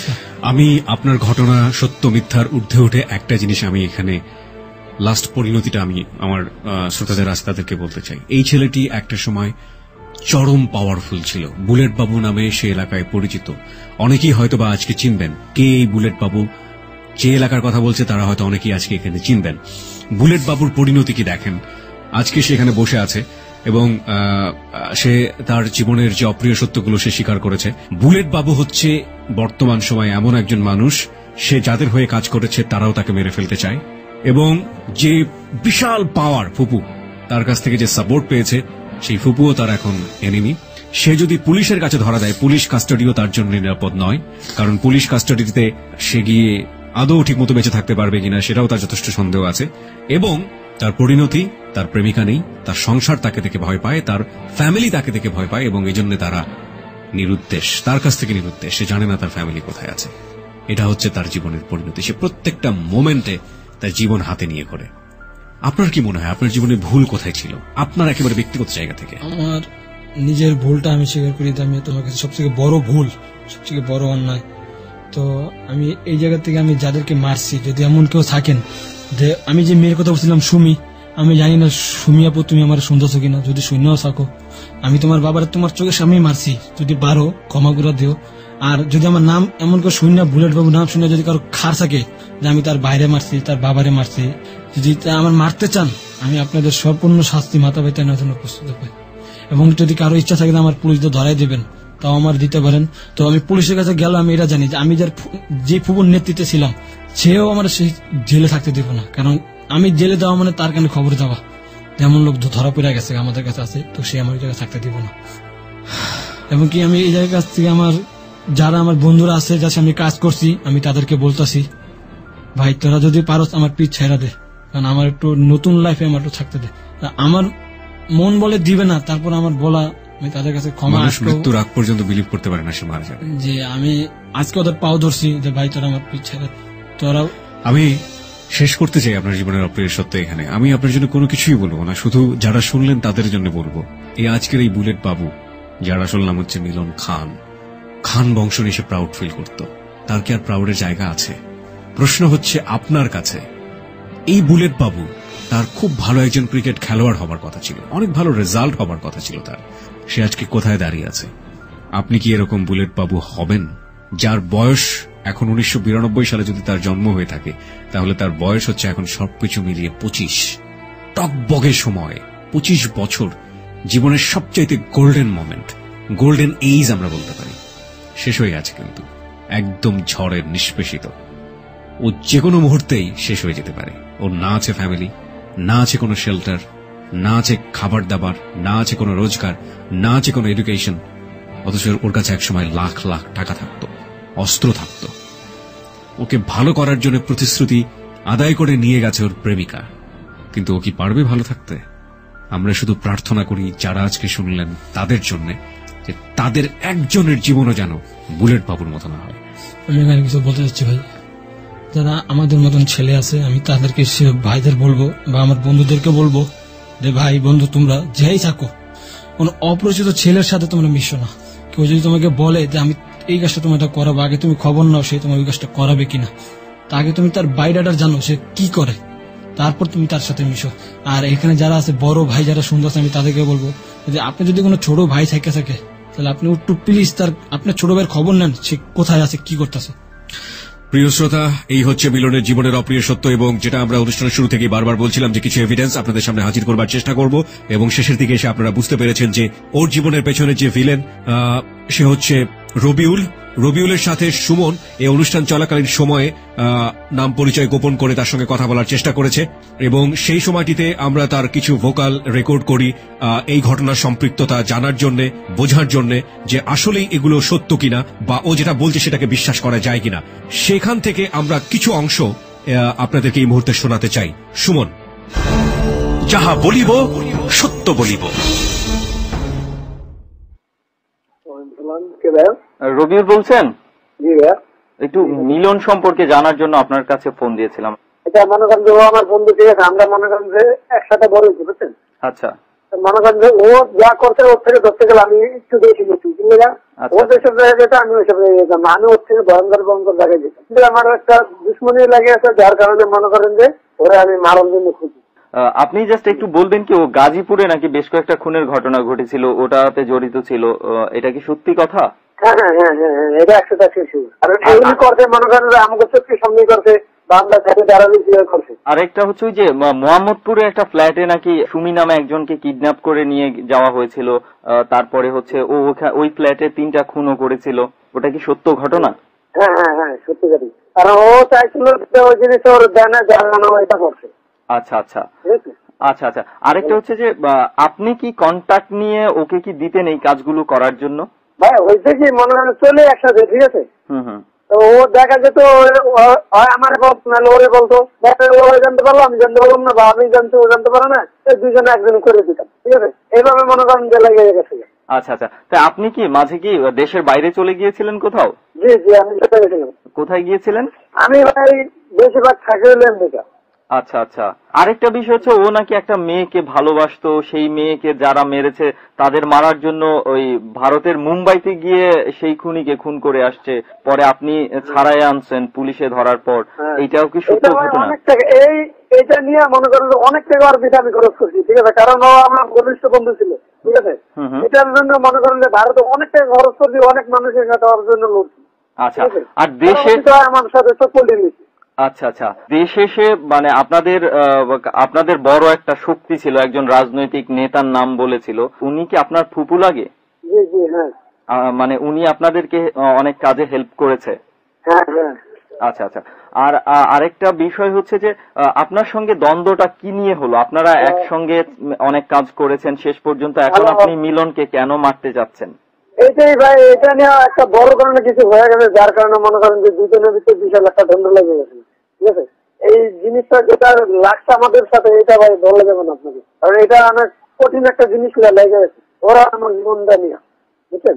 আচ্ছা, এখন এই জিনিসটা বলতে আপনাকে ভাই পারলাম না, সরি। এখন ও কি আপনাদের কাছ থেকে পালিয়ে বেড়াচ্ছে? জি জি, হ্যাঁ, পালিয়ে বেড়াচ্ছে। এখন আপনার কাছে যদি তথ্য থাকে তাহলে দেন, আপনি যা চান দিব আপনাকে। যাহা বলিব সত্য বলিব।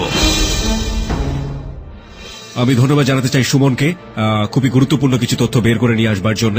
প্রিয় শ্রোতা, এই ফোন কলটি শোনার পরে শুধু এতটুকুই বলবার আছে যে যারা অনেকেই কনফিউজ ছিলেন, আমার মনে হয় এই ফোন কলটি শোনার পর তাদের কনফিউশন অনেকখানি দূর হয়ে যাবে। কনফিউশনে থাকুন আর না থাকুন, আমরা শুধু এতটুকুই বলতে চাই এখানে যে মিলন খানকে আজকে আমরা এখানে উপস্থিত করেছি, সেই মিলন খানের মতো আরেকটি মিলন খান যেন আমাদের সমাজে জন্ম না হয়। এই ব্যাপারটিতে মিলন খান নিজে যেমন একমত, ঠিক তেমনি ভাবে আমি বিশ্বাস করি আমাদের রেডিও লাখ লাখ শ্রোতা যারা রয়েছেন তারাও একমত। আপনি নিজে তো এ পথে পা বাড়াবেনই না, এবং একই সাথে আপনার চারপাশের বন্ধু যারা আছে তাদেরকেও সতর্ক করুন, কারণ এই জীবন আসলেই কোনো জীবন নয়। প্রিয় শ্রোতা, আমরা ফোন কল শুনেছি, আমরা এভিডেন্স গুলো দেখলাম। এইবার আমরা আমাদের এক্সপার্ট যিনি পুরো অনুষ্ঠানটি শুনেছেন তাকে ফোনে কানেক্ট করছি। তিনি হচ্ছেন শান্তি ও সংঘর্ষ অধ্যয়ন বিভাগের শিক্ষক অনুরাগ চাকমা। তার মূল্যবান মতামত আমরা এই মুহূর্তে জানতে চাই।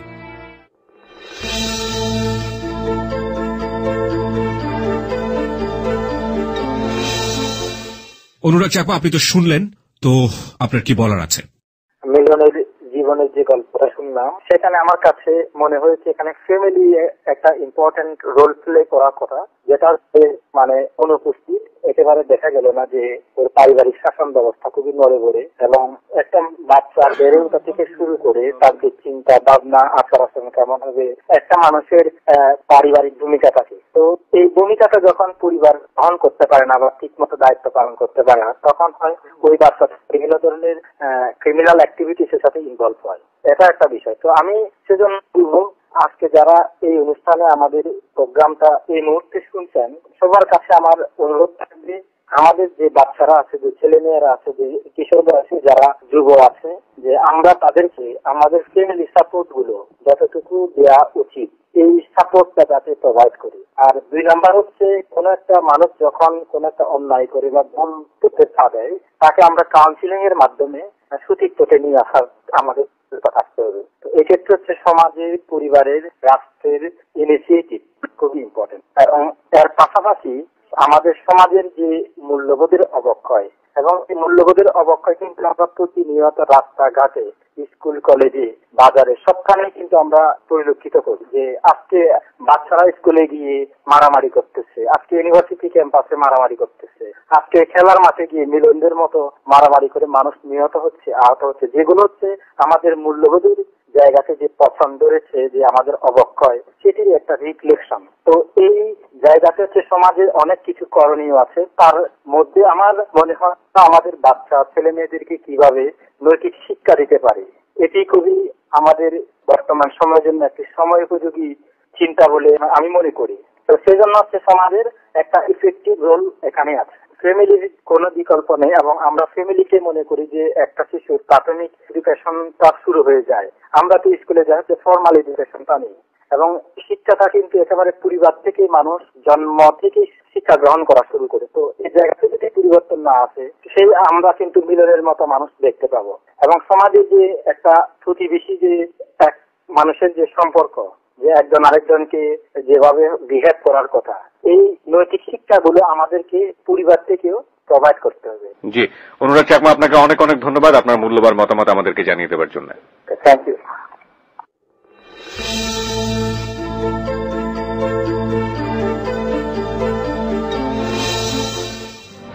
প্রিয় শ্রোতা, শেষ হলো মিলন খানের অপ্রিয় সত্য বলার পর্ব, কিন্তু শেষ হচ্ছে না যাহা বলিব সত্য বলিব। আমরা একটু পরে ফিরে আসছি যাহা বলিব সত্য বলিবর বাকি সেগমেন্টগুলো নিয়ে। মিলন এক ভয়াবহ মানুষ। মর্জিনা লিখেছে, এভাবে কি মানুষ মানুষকে খুন করতে পারে? তিথি লিখেছে, কি বলবো ঠিক বুঝে উঠতে পারছি না।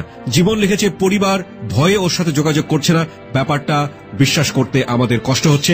ঠিক একইভাবে অনেকে পরিবার নিয়ে লিখেছেন যে পরিবারের কাছ থেকে যদি ফুল সাপোর্টটা সে পেত তাহলে হয়তো মিলন খানের জীবনটা এরকম হতো না, যেটা আমাদের এক্সপার্ট প্যানেল থেকে তাজুল ইসলামও বলার চেষ্টা করছিলেন। প্রিয় শ্রোতা, আমরা আপনাদেরকে বারবারই বলে থাকি, এটা এমন একটি আসন যেখানে বসে মানুষ তার বিবেকের তাড়নাবোধ থেকে জীবনের ভুল এবং অপ্রিয় সত্যগুলো স্বীকার করে। কিন্তু আমরা বিলিভ করি যে এই জায়গাটিতে আসা সবার জন্য সম্ভব হয় না। সে কারণেই আমরা আপনাদের জন্য মেইল অ্যাড্রেস রেখেছি। আমরা বলি আপনাদেরকে যে আমাদেরকে আপনি চিঠি লিখতে পারেন জীবনের ভুল এবং অপ্রিয় সত্যগুলো স্বীকার করে। আমাদেরকে চিঠি লেখার ঠিকানা হচ্ছে যাহা বলিব সত্য বলিব, ABC radio FM 89.2, 99 Kazi Nazrul Islam avenue, Dhaka trade centre, Karwan Bazar, Dhaka. আর মেইল যদি করতে চান সেক্ষেত্রে মেইল অ্যাড্রেসটি হচ্ছে jbsb8920@gmail.com। আমি আবারও বলছি, jbsb8920@gmail.com। গত সপ্তাহে আমাদের কাছে চিঠি লিখেছেন রফিকুল ইসলাম। রফিকুল ইসলামের জীবনের যে অপ্রিয় সত্যগুলো চিঠির মাধ্যমে আমরা জেনেছি তা এখন শুনবো আর যে সুমনের কাছ থেকে। যাহা বলিব সত্য বলিব।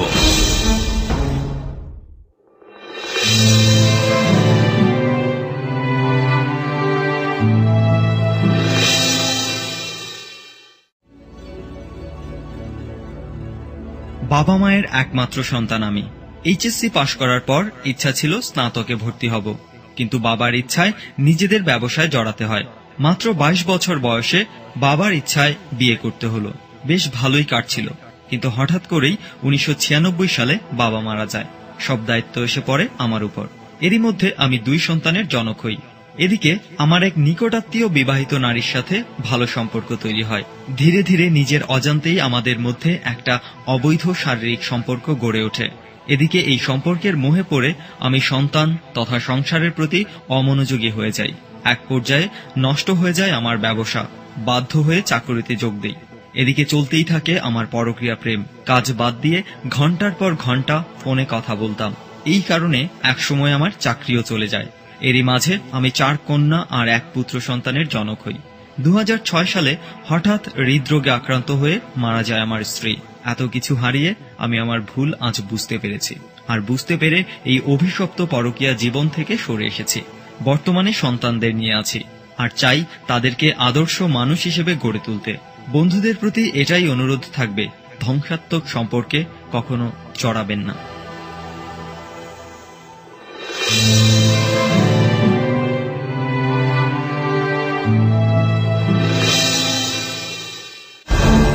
যাহা বলিব সত্য বলিব। অনেক ধন্যবাদ রফিকুল ইসলাম। আপনার যে উপলব্ধি সেটা শুধুমাত্র আপনাকে শুদ্ধ করেনি, এবং একই সাথে আমরা বলতে চাই লাখো মানুষ হয়তো আপনার কাছ থেকে সচেতন হবে। প্রিয় শ্রোতা, ধীরে ধীরে পর্দা নেমে যাচ্ছে যাহা বলিব সত্য বলিবর আজকের মতো। একই সাথে আমরা প্রত্যাশা করছি আগামী রবিবার আরো একজন বন্ধুকে নিয়ে আমরা হাজির হয়ে যাব যাহা বলিব সত্য বলিবর মঞ্চে, যিনি অকপটে স্বীকার করবেন কি তার ভুল ছিল, কি কারণে তার ভুল ছিল, এবং সেই ভুলের পরিণতি বা অপরাধের পরিণতি শেষ পর্যন্ত কি হয়েছিল। আর যে কিপ্রিয়া এবং আমার টিম মেম্বার আর যে সুমন ও সাউন্ড এডিটর মঞ্জুর পক্ষ থেকে শুভরাত্রি, এবং সবশেষে ধন্যবাদ জানাতে চাই হ্যালো 8920 টিমকে সার্বিক সহযোগিতার জন্য।